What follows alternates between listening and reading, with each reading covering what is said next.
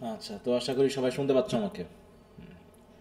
তো আমরা গত ক্লাস পর্যন্ত জেন আয়ার নিয়ে একটু কথা বলেছিলাম। উম, তো যেভাবেই হোক, ফাঁকি টাকি দিয়ে হোক, আমি হয়তো একটু শেষ করেছি। এখন তোমরা একটু দয়া করে ডিটেলস সামারি টামারি একটু পড়ে আবার একটু রিভিশন দিয়ে নিবা, ঠিক আছে তো? হুম। কারণ এখানে টোটাল কয়টা আছে, নভেল আছে? চারটা স্যার। চারটা। চার। হ্যাঁ, তার ভিতরে কমপক্ষে তিনটা তো ভালো করেই পড়বা। তোমার এই আর টেল অফ টু সিটিজে অনেকে ঝামেলা থাকলে তোর ওটা একটু কম করে নিয়ে প্রাইড অ্যান্ড প্রেজুডিস, জেন আয়ার এবং টেস, এই তিনটাতে একটু ভালো করে করবা, ঠিক আছে? হুম। তাহলে জি স্যার। নেক্সট আমি পড়াটা দিয়ে দিচ্ছি।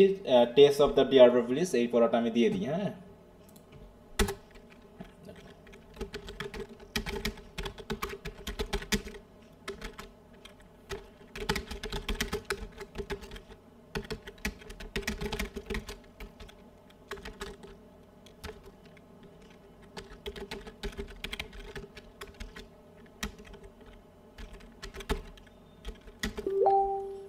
এখন হচ্ছে 21।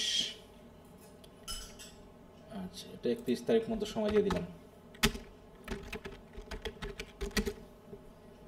এর ভিতরে তোমরা এটা পড়া শেষ করো।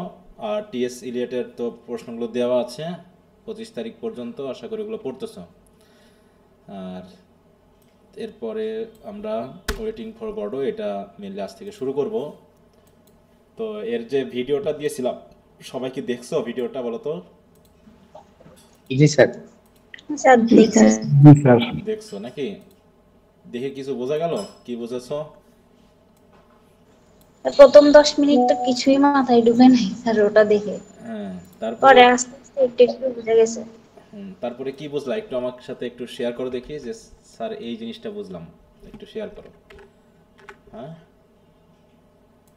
এখানে আসলে কি দেখানো হয়েছে বা কি বিষয় নিয়ে রাইটার লিখেছেন, এই জায়গাটা একটু কেউ একজন বলো দেখি, বলতে পারবা? স্যার, ওয়েটিং ফর গডট এটা হলো মূলত একটা অ্যাবসার্ড ড্রামা, যেটা কোনো যেখানে কোনো সিরিয়াস তেমন কোনো বিষয় নেই এবং সিরিয়াস কোনো কথাবার্তাও নেই।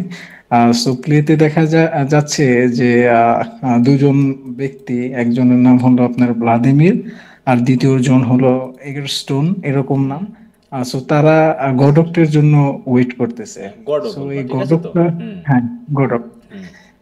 সো এই গডকটা আসলে সিম্বলিক একটা বিষয়, যে এটা হতে পারে আপনার যে কোনো কিছুর জন্য আমরা যেমন কোনো কিছুর আশা বা নিয়ে রাখি, বা কিছুর একটা অপেক্ষা থাকে যে আসলে অমুক সময় পরে বা এত বছর পরে এটা আমরা করতে পারি বা এটা হবে, বা আমাদের যে যে ওয়েটিংটা, যেটা আমাদের হয়তো ইন্সপাইরেশন হিসেবে কাজ করে, বা আমরা দেখা যায় সবাই কিছু না কিছুর পরিকল্পনা এভাবে করে রাখি।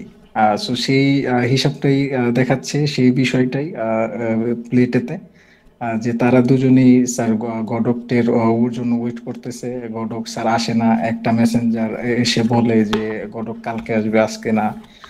সো এটা দুইবারই বলে। সো তাদের মানে যদিও তারা ওখান থেকে চলে যেতে চায়, তাদের মধ্যে কথোপকথন হয় যে না, আমরা হয়তো চলে যাই আমাদের অন্য কাজে, কিন্তু দেখা যায় তারপরেও ওয়েট করতেছে। হ্যাঁ। সো স্যার এইভাবেই যে কোনো কিছুর জন্য যে হ্যাঁ, আমাদের যে যেমন হচ্ছে আমরা এখন ওয়েটিং। প্রিয়া মণ্ডল যেমন বললো যে স্যার, আমি খুব টেনশনে আছি, অলরেডি আমি ডিপ্রেশনে যাচ্ছি নাকি। বলে তুমি ডিপ্রেশনে যাচ্ছ প্লেনে করে না হেলিকপ্টারে করে, বলো তো?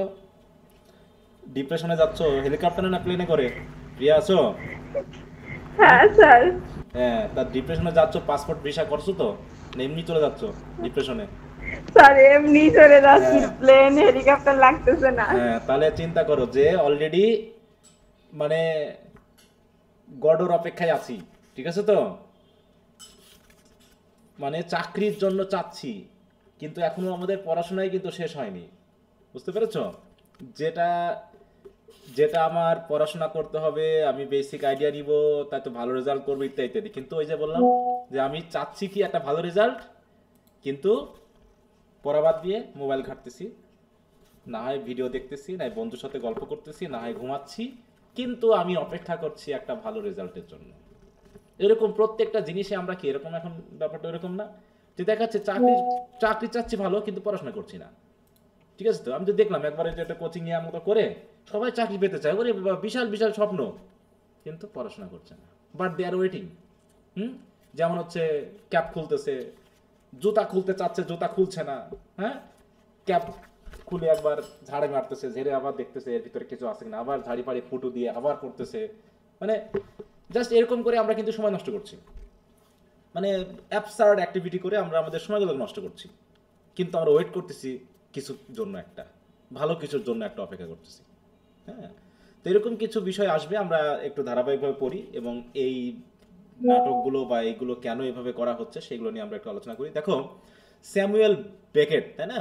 হ্যাঁ, স্যামুয়েল বার্কলে বেকেট, তিনি 20th সেঞ্চুরি বা মডার্ন একজন ড্রামাটিস্ট। বিশেষ করে তিনি, দেখো বলছে কি, Beckett transform the landscape of modern drama and pros, pioneering the theatre of absurd. এইটাকে তিনি পায়োনিয়ার করা মানে কি বলতো? পায়োনিয়ার বলতে কি কি কি বোঝায়? তিনি এটাকে শুরু করা, নাকি নতুন করে শুরু করা। এবং তিনি এখানে কি দেখান? His works explore the absurdity of human existence, the limitations of language, the existential predicament of modern man and his minimalist style. দেখো এখানে এই চারটা বিষয় খেয়াল করো।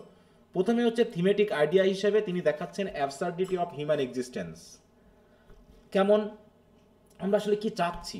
আমি মাঝে মাঝেই এগুলো ভেবে পাই না, হ্যাঁ, যে এই যে আমি মনে করো চাকরি করতেছি, 40-50 হাজার টাকা বেতন পাচ্ছি, তাই না? তারপরে হচ্ছে তোমাদের এই যে পড়াচ্ছি, এখান থেকেও বেশ ইনকাম করছি, কিন্তু এগুলো করে কি হচ্ছে?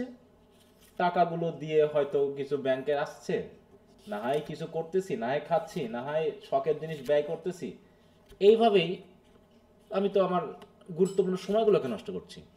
হ্যাঁ, প্রতিনিয়ত কি সময় চলে যাচ্ছে, প্রতিদিনই একদিন করে চলে যাওয়া মানে সময় চলে যাচ্ছে। এই সময়ে আসলে আমার কি করা উচিত ছিল, আর আমি আসলে কি করছি? আমার বর্তমানে টার্গেটটা কি বলো তো?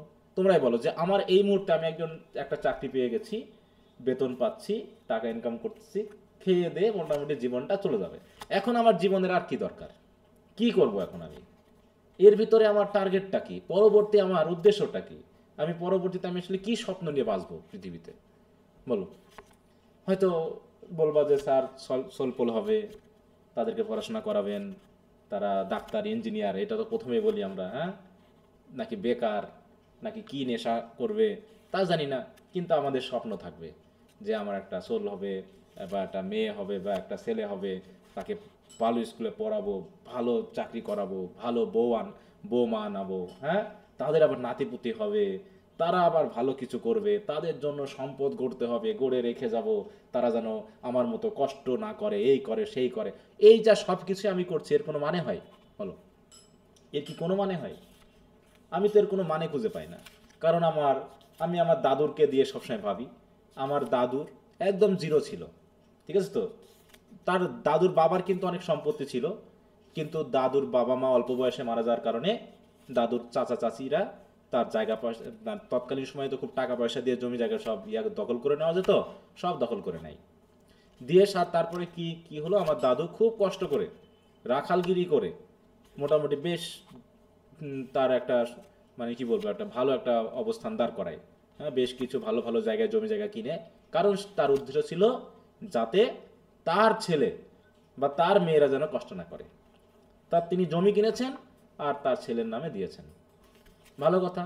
এবার ছেলের নামে যে জমিগুলো দিয়েছেন, তিনি ভাবছিলেন ছেলে আমার খুব মানে কি হবে, সুবোধের হবে, সেই জমি জায়গাতে চাষবাস করবে, সেখান থেকে আরো সম্পদ গড়বে, সেই সম্পদ দিয়ে সে তার ছেলে মেয়েদেরকে আরো উপরে তুলবে। এটা তো তার স্বপ্ন ছিল, নাকি বলতো আমার দাদুর, নাকি বলতো? জি স্যার, এরকম চিন্তা ভাবনা ছিল। কিন্তু একদম উল্টে গেল। কেমন উল্টে গেল? গণেশ উল্টে গেল কিভাবে?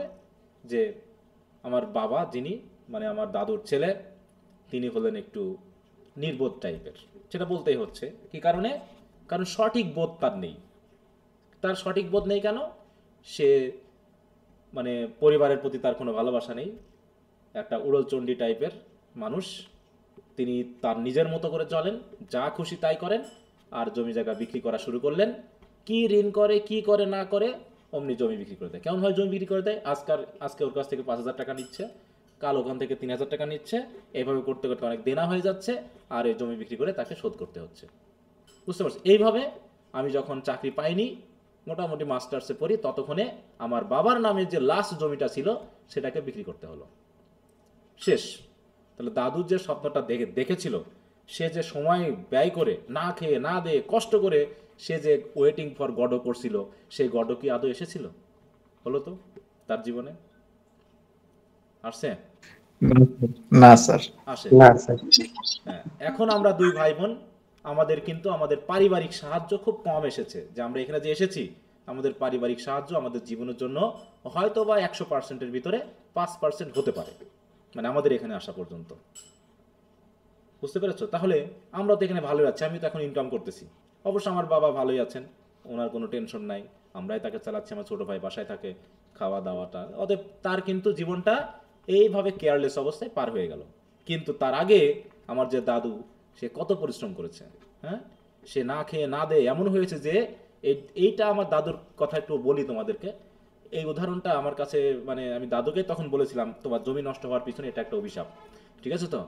যে একটা জমি, মানে ওই আমাদের চাচাদের সাথে মামলা হয়েছিল, তাই তো? দাদু মানে দাদুর চাচাদের সাথে ওই জমিটা মামলা করে তারা জিতবে। তাহলে মামলার জন্য টাকা লাগে। এখন হয়েছে কি, আমার দাদুর আগের যে ছেলেটা ছিল, ঠিক আছে, বড় একটা ছেলে ছিল, প্রায় 7-8 বছর হয়ে গেছিল, তার নাকি ইয়া হয়েছিল, কৃমি হয়েছিল। বুঝতে পেরেছো? কৃমি বুঝো? হ্যাঁ স্যার। জি স্যার। হ্যাঁ, কৃমি। কৃমি হওয়ার কারণে তার চিকিৎসা প্রয়োজন ছিল, কিন্তু ওদিকে আবার জমি দখলের উকিলকে তো আবার টাকাও দিতে হবে। তার জন্য তার ছেলেকে যে চিকিৎসা করার কথা ছিল, সে চিকিৎসা না করে সে টাকাটা তিনি তার জমির পিছনে ব্যয় করেছিলেন। বুঝতে পেরেছো? এইটার কারণে তার ছেলেটা মারা যায়। বুঝতে পারছো? তো তার ছেলেটা কিন্তু মারা যায়। তাহলে আমি তখন এই দাদু যখন এই কথাটা বলছিল যে আমি কত কষ্ট করে জমি জায়গা কিনেছি, আমি বলছি তুমি কষ্ট করেছো ঠিক আছে, কিন্তু একটা ভুল কিন্তু তুমি করে ফেলেছো, যে তুমি তোমার সন্তানের প্রতি যে দায়িত্বটা পালন করার কথা ছিল তুমি সেটা করনি। এই জন্য তোমার জমি জায়গা কাজে দিচ্ছে না, কোনো কাজ হবে না। হ্যাঁ রিভেন্স অফ নেচার বলে একটা কথা আছে। হ্যাঁ বলো। বললাম যে স্যার রিভেন্স অফ নেচার বলে হ্যাঁ একটা হ্যাঁ, কথা ওই আছে। যে বললাম যে, হ্যাঁ যেটা তো আমরা বলতেছি যে এই জায়গাতে কিন্তু স্যার একটা ক্ষতি হয়ে গেছে। হ্যাঁ বলো। হুম স্যার পাপ তার বাপকেও ছাড়ে না স্যার। হুম ওই তো বললাম যে আমার প্রতি মুহূর্তে, আমি বলি না যে আমার প্রতি মুহূর্তে একটা ভয় কাজ করে, ওই উদাহরণটা আমার প্রতিনিয়ত কাছে। এমনকি কাজের লোককে আমি যে বলি যে কখনোই যেন আমরা নিজের দিক থেকে নিয়তে যেন না আসে যে তাকে ছোট করতে হবে বা তাকে কিছু কম দিতে হবে। ঠিক আছে তো? আমি বলি না যে আমি ঠকতে রাজি আছি, আমার দ্বারা যেন কেউ না ঠকে।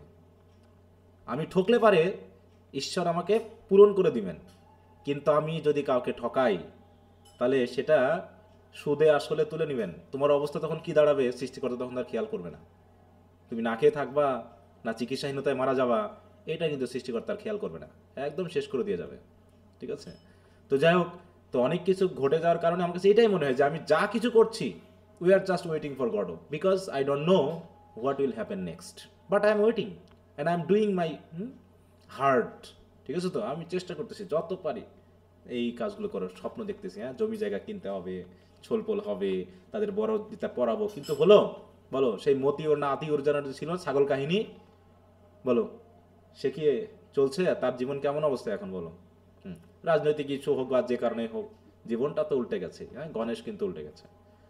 তো ব্যাপারগুলো ঠিক এরকম যে অ্যাবসার্ড, আমরা যা কিছু করছি আসলে আমাদের জীবনে কি চাই? আমরা মরতে চাই না, কিন্তু স্বর্গ পেতে চাই। চাই কিনা বলো তো?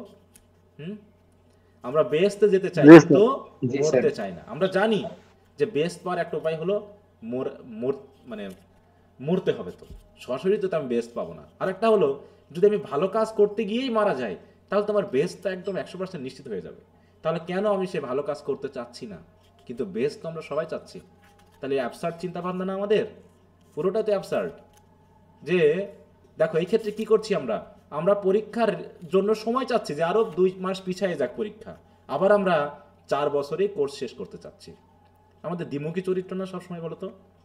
সব দিকে আমরা সুবিধাটাই পেতে যাচ্ছি, যে এদিকেও আমরা বেশি করে সময় নিই পড়াশোনার জন্য, আবার ওদিকেও আমরা 4 বছরে আমাদের অনার্সটাকে শেষ করে ফেলতে হবে। তো এই সবসময় কি আমরা কেন চাচ্ছি? কারণ এমন কিছুর জন্য আমরা প্রত্যাশা করছি যে প্রত্যাশাটা আসলে পূরণ হবে কি না হবে আমরা জানি না। হ্যাঁ, আমরা পড়ছি, আমরা চাচ্ছি কিছু একটা হবে, কিন্তু সেই কিছু একটা যে কি হবে আমরা সেটাও জানি না, যে আসলে আমরা কার জন্য অপেক্ষা করছি। এবং যখন অপেক্ষা করছি তখন এই অপেক্ষা করতে করতে যে কাজটা করে সেটাকে অপেক্ষা করার কথা ছিল সে কাজটাও না করে আমরা সময়টুকু আবার অ্যাবসার্ড কাজের ভিতরে ব্যয় করছি।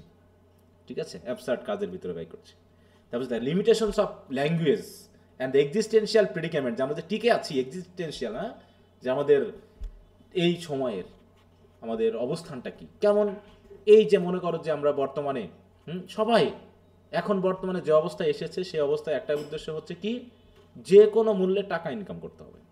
যে কোনো মূল্যে কি প্রচুর টাকা ইনকাম করতে হবে, প্রচুর টাকা ইনকাম করতে হবে, সীমাহীন টাকা ইনকাম করতে হবে।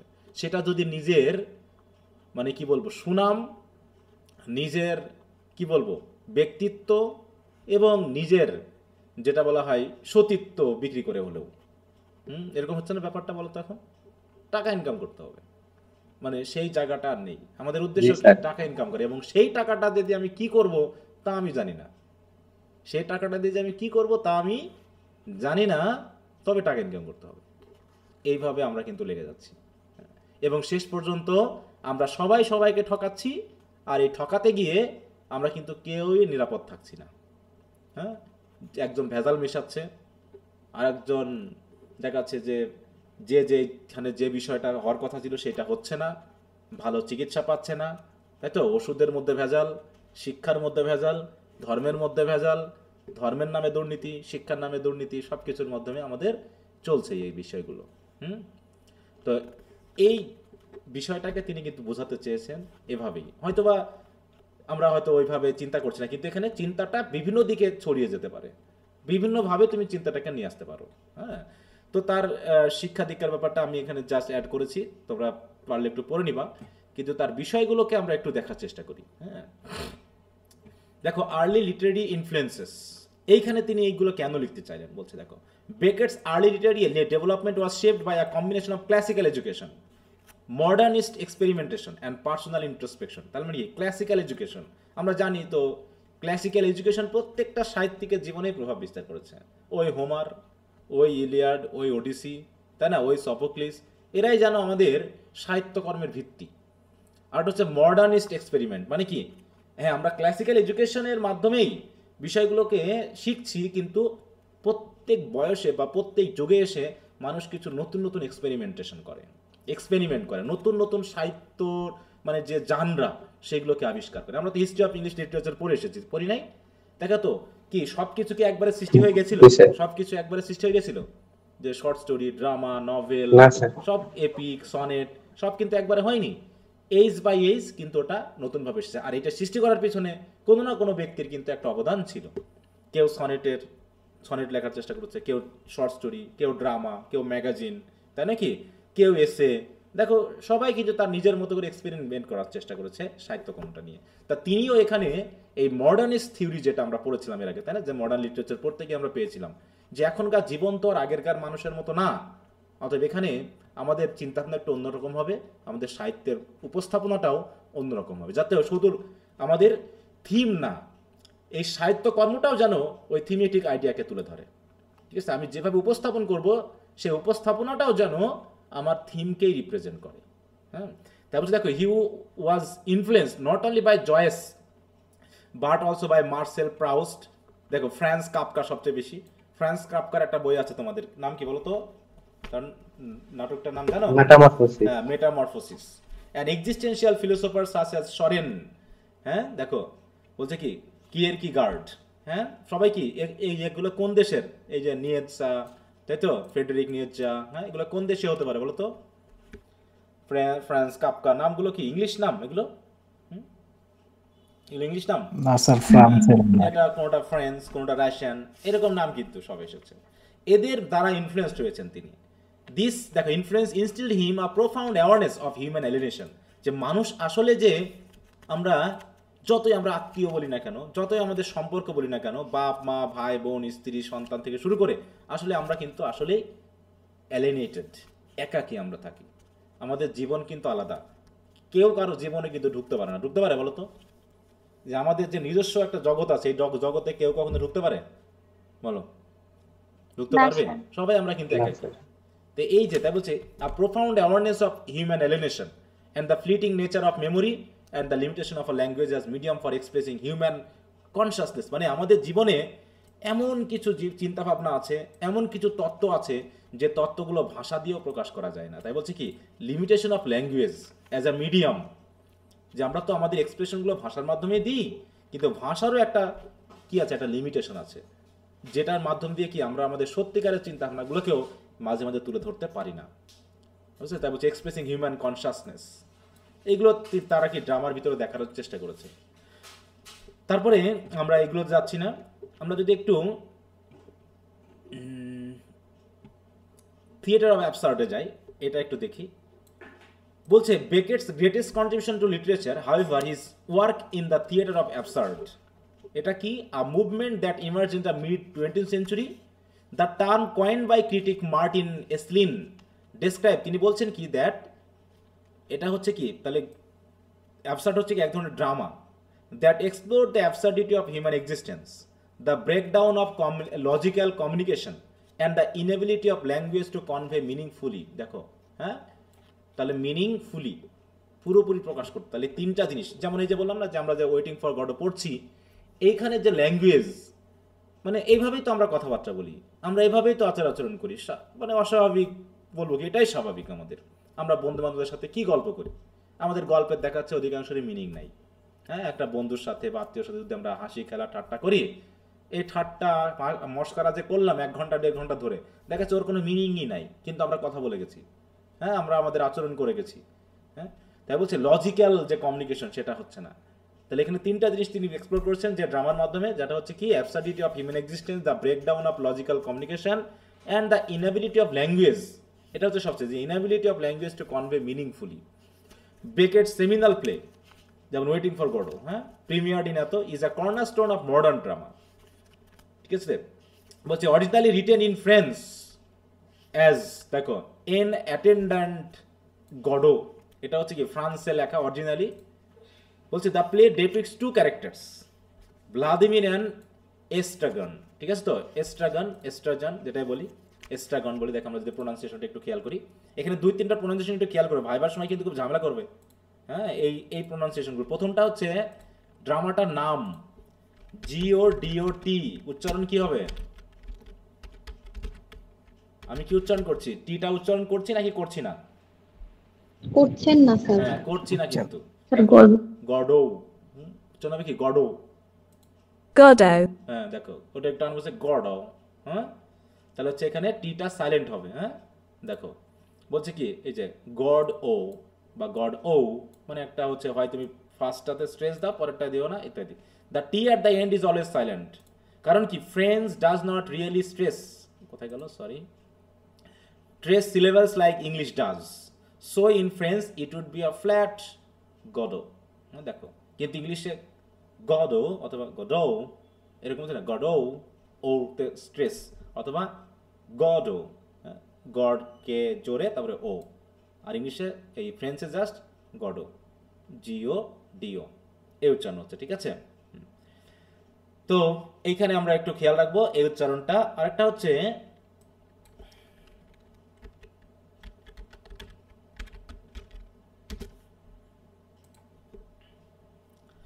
কি উচ্চারণ হচ্ছে বলো তো? এটা বাংলায় হলো, ইংলিশে বাংলা দিয়েছে, উচ্চারণটা কি?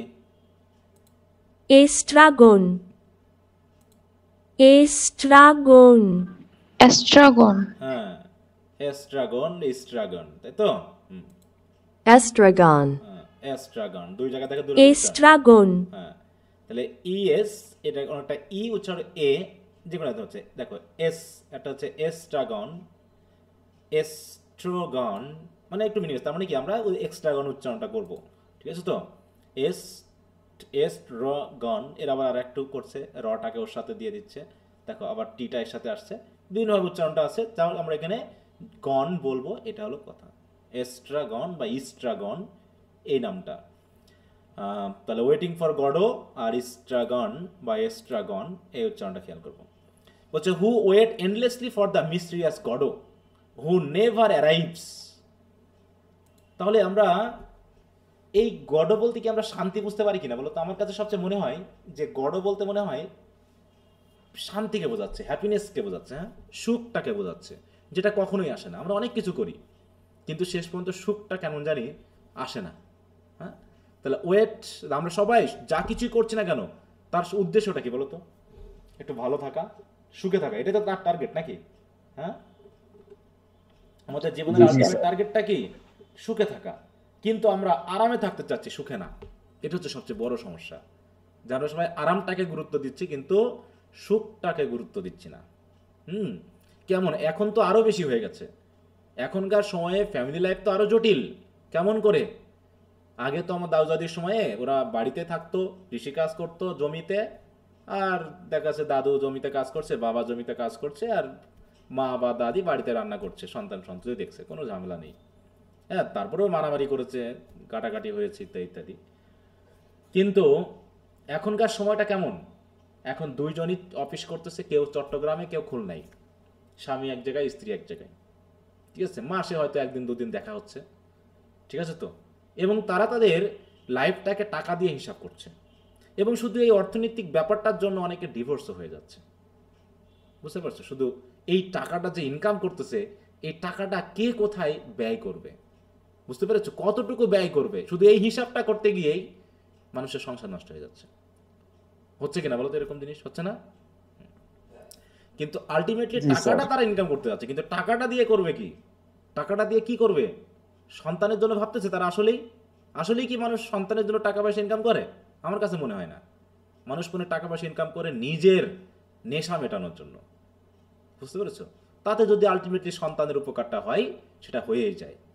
কিন্তু টাকা ইনকাম করে সন্তানের ভবিষ্যৎ ভাবতে হবে, সন্তানকে সময় না দিয়ে, সেটা আবার কোন ধরনের কথা হয়ে গেল? এবং এটাই অধিকাংশ পিতামাতার ক্ষেত্রে হয়, যেখানে সন্তান মানুষ হয় না। অধিকাংশের ক্ষেত্রে যদি সন্তান সুবোধের হয়, তাহলে সে পড়াশোনা করে নিচ্ছে, আর যদি একটু অন্যরকম হয়, তাহলে পিতামাতার সময়টা না পাওয়ার কারণে সন্তান এমনি বকে যাচ্ছে। তারা শুধু টাকা ইনকাম করে যাচ্ছে আর সন্তানের দিকে বকে যাচ্ছে। শেষ পর্যন্ত সে টাকা ইনকাম হলো, কিন্তু আলটিমেটলি সেই শান্তিটা পাওয়া গেল না। তাই বলছে এখানে ব্যাপারটা এরকম কিছু হতে পারে। জাস্ট আমি যেটুকু তাই বলছি, who wait endlessly for the mysterious god who never arrives. সে শেষ পর্যন্ত কখনো আসে? শেষ পর্যন্ত কি আসছিল? গড কি আসছিল? নাকি কি অবস্থা হলো? গড গড আর শেষ হয়ে গেল। হ্যাঁ, আচ্ছা, এরপর এগুলো একটু দেখে নিবা তোমরা।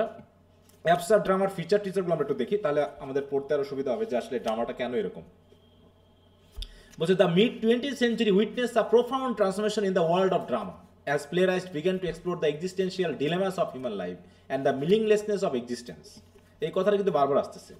This movement came to be known as the theater of the absurd, a term coined by the literary critic Martin Esslin in his seminal work The Theater of the Absurd.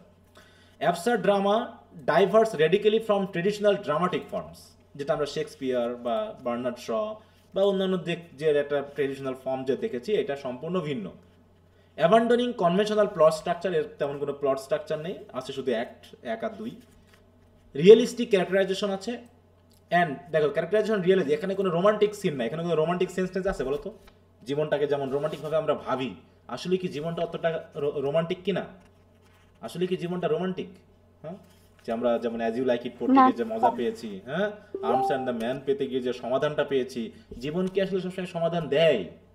Logical sequence to reflect the absurdity and futility of human existence. It emerge as a response to the devastating experience of the world war the second existential philosophy and the disillusionment. এই যে কথাটা কিন্তু বারবার আসছে, আমরা modern মানেই ডিজিলিউশনমেন্ট, existential crisis, এই কথাগুলো থাকবে। এক্সিস্টেন্সিয়াল শব্দটা বারবার আসছে, এটার মানেটা কি বলো? এক্সিস্টেন্সিয়ালিজম এর মিনিংটা কি বলো? এটা দিয়ে কি বোঝায়? অস্তিত্ববাদ। আসলে অস্তিত্ববাদটা কি বোঝায়? তাই বলছে কি ফিলোসফিক্যাল থিওরি, এটা একটা, এটার approach which emphasise the existence of the individual person as a free and responsible existent, মানে agent, determining their own development through act of the will. মানে তার নিজের যে অ্যাক্ট, তাই তো, আমার নিজের ইচ্ছা মতো কাজ করে, তাই তো, নিজের ইচ্ছা মতো কাজ করে একজন ফ্রি এবং রেসপন্সিবল এজেন্ট হিসাবে আমি টিকে থাকবো। কিন্তু আসলে যখন আমরা ফ্রি উইল এজেন্ট হিসাবে কাজ করি তখন কি আমরা রেসপন্সিবল হই? বলো তো, রেসপন্সিবিলিটি এবং ফ্রি এই দুটা কি একসাথে যায়? বলো। না স্যার, যেখানে রেসপন্সিবিলিটি আছে সেখানে অবশ্যই ফ্রিডমটা কাজ করে না। ফ্রি বলতে যেটা বলছি আমরা, যে ফ্রি উইল এজেন্ট বা অ্যাক্টস অফ দ্য উইল, এটা যদি আমরা হতে যাই তাহলে সেখানে কোনো রেসপন্সিবিলিটি থাকতে পারে না। কিন্তু এটার মাধ্যমেই আমরা কি করছি, একজন ফ্রি এবং রেসপন্সিবল এজেন্ট হিসাবে আমরা আমাদের জীবনটাকে নির্ধারিত করতে চাচ্ছি, কিন্তু সেটা করতে গিয়ে তো আমরা পারছি না। কারণ একই সাথে রেসপন্সিবল আবার একই সাথে ফ্রি উইল এজেন্ট এই দুটা হয় না। আমি যদি পারিবারিকভাবে রেসপন্সিবল হই তাহলে আমি অনেক কিছু করতে পারবো না। কেমন? আমি ইচ্ছা মতো যেখানে সেখানে গিয়ে টাকা পয়সা ব্যয় করে বন্ধুদের সাথে মজা করতে পারবো না। আমি যখন তখন খুশি বাড়িতে থাকলাম কি থাকলাম না এটা আমি করতে পারবো না, তাহলে তো আমি ফ্রি হলাম না। হ্যাঁ, এখানে বলছে, এখানে কোর বিলিভটা কি, we are each responsible for creating a purpose or meaning in our own lives. তাহলে এক্সিস্টেন্সিয়ালিজম মানে আমরা আমাদের জীবনটাকে একটা পারপাসে পরিচালনা করতে যাচ্ছি। কিন্তু আধুনিক যুগে সেই এক্সিস্টেন্সিয়ালিজম কি আছে, নাকি এক্সিস্টেন্সিয়ালিজমটা ক্রাইসিসে ভুগতেছে? কোনটা? আসলে কি আমরা একটা নিজের পারপাস তৈরি করে নিতে পারি? আমরা তো সেটা পৌঁছাতেই পারিনি। আমাদের জীবনের পারপাসটা কি তা তো আমরা জানিই না। কেমন? মনে করো আমি একজন বেশ ভালো স্টুডেন্ট, ছোটবেলা থেকেই আমার বাবা মা চেয়েছিল আমি ভালো স্টুডেন্ট হব, ভালো কথা।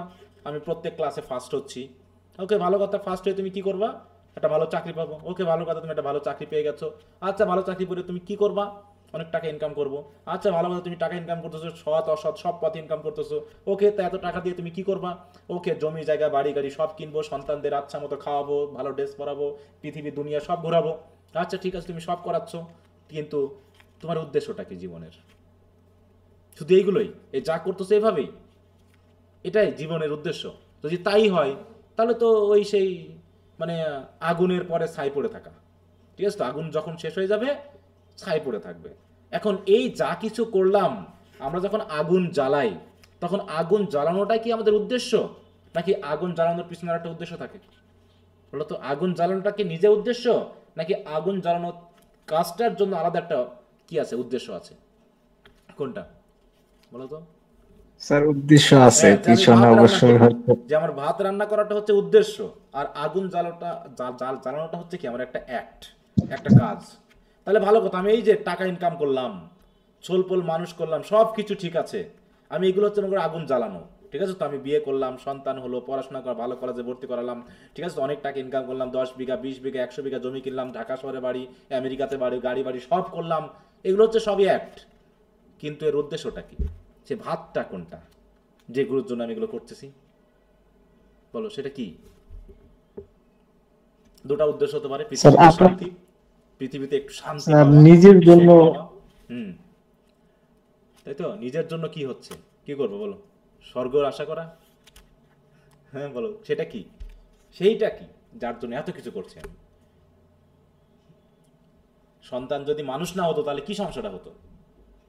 যে সে দরিদ্র থাকতো, না খেয়ে থাকতো, অভাবে থাকতো, এই জন্য আমি কষ্ট পেতাম, ঠিক আছে না? আমি কষ্ট পেতাম, যাতে সেই কষ্টগুলো না পাই তার জন্য আমি পরিশ্রম করেছি, যাতে সেও সুখে থাকে আমিও সুখে থাকি। এই তাহলে কি আলটিমেটলি দেখা যাচ্ছে কি আমাদের ওই সুখ এবং শান্তিটাই হচ্ছে আমাদের প্রধান উদ্দেশ্য। কিন্তু জীবনের 60 বছর পর্যন্ত চাকরি করতে করতে করতে করতে আমার পরিশ্রম করতে করতে আমি আমার জীবনের সুখ তো দূরের কথা, ঠিক আছে? তো যাদের জন্য পরিশ্রম করতেছি তাদেরও জন্য সুখ আনতে পেরেছি কিনা আমাদের ঠিক জানা হয় না, কিন্তু পরিশ্রম আমরা ঠিকই করে যাচ্ছি, ঠিক আছে? তো যাই হোক, এগুলো স্যার হ্যাঁ বলো। স্যার বলছিলাম কি, আমরা যারা স্যার যে টাকা ইনকাম করতেছে স্যার, বা আমরা যারা করবো স্যার, আমরা হয়তো স্যার এই টাকাগুলো দিয়ে স্যার মা বা বাবা হওয়ার যে প্রসেসটা স্যার, এটা হয়তো বাচ্চা প্রসব করার যে প্রসেসটা, এটা হয়তো সহজ করতে পারবো স্যার, কিন্তু সঠিক অর্থে যে মা বাবা হওয়াটা কিন্তু হয়ে উঠতেছে না স্যার। আসলে এই যে টাকা ইনকাম করতেছি, মাও হচ্ছি, বাবা হচ্ছে, কিন্তু সত্যিকার অর্থে মা বাবা হচ্ছে না, টাকা দিয়ে মুশকিল যে একজন মনে করো ওই যে বললাম যে দুইজনই ব্যস্ত, দুইজনই টাকা ইনকাম করতেছে, তাহলে পারপাসটা কি? এটা তো অ্যাক্ট, টাকা ইনকাম করা তো আর পারপাস না। টাকা ইনকামটা করব, আগুনটা জ্বালাবো, কারণ আমি এর মাধ্যমে একটা কাজ করব। তাহলে সেই কাজটা কি? তাহলে এত কিছু করছি মানে কি? আমার কাছে শুধু ওটাই মনে হয় যে হয় পৃথিবীতে মানসিক শান্তি পাওয়া একটা, আর না হয় পরজন্মে গিয়ে বেহেশত আশা করা। এই দুটাই তো আমরা আশা করি নাকি পৃথিবী থাকা অবস্থায়, যে পৃথিবীতে যেন আমরা শান্তি পাই, জি স্যার। আর পরজন্মে যেন আমি অন্তত বেহেশতে যেতে পারি, স্বর্গ লাভ করতে পারি। এই দুটো ছাড়া তো বাকি সবই অ্যাক্টিভিটি। তাহলে এই অ্যাক্টিভিটিগুলো ওই দেখাচ্ছে ওই সবাই ওই এক্সট্রাগান বা হচ্ছে তোমার ভ্লাদিমির, হ্যাঁ, পোজো, আরও কিছু নাম আছে, সবাই এরা করতেছে, কিন্তু আদৌ সেটা এসেছিল কিনা? ওই যে সেই ইডিপাসের মতো বলতে হয় না, একজন মানুষ সুখী না অসুখী সেটা কখন নির্ধারিত হয় বলো?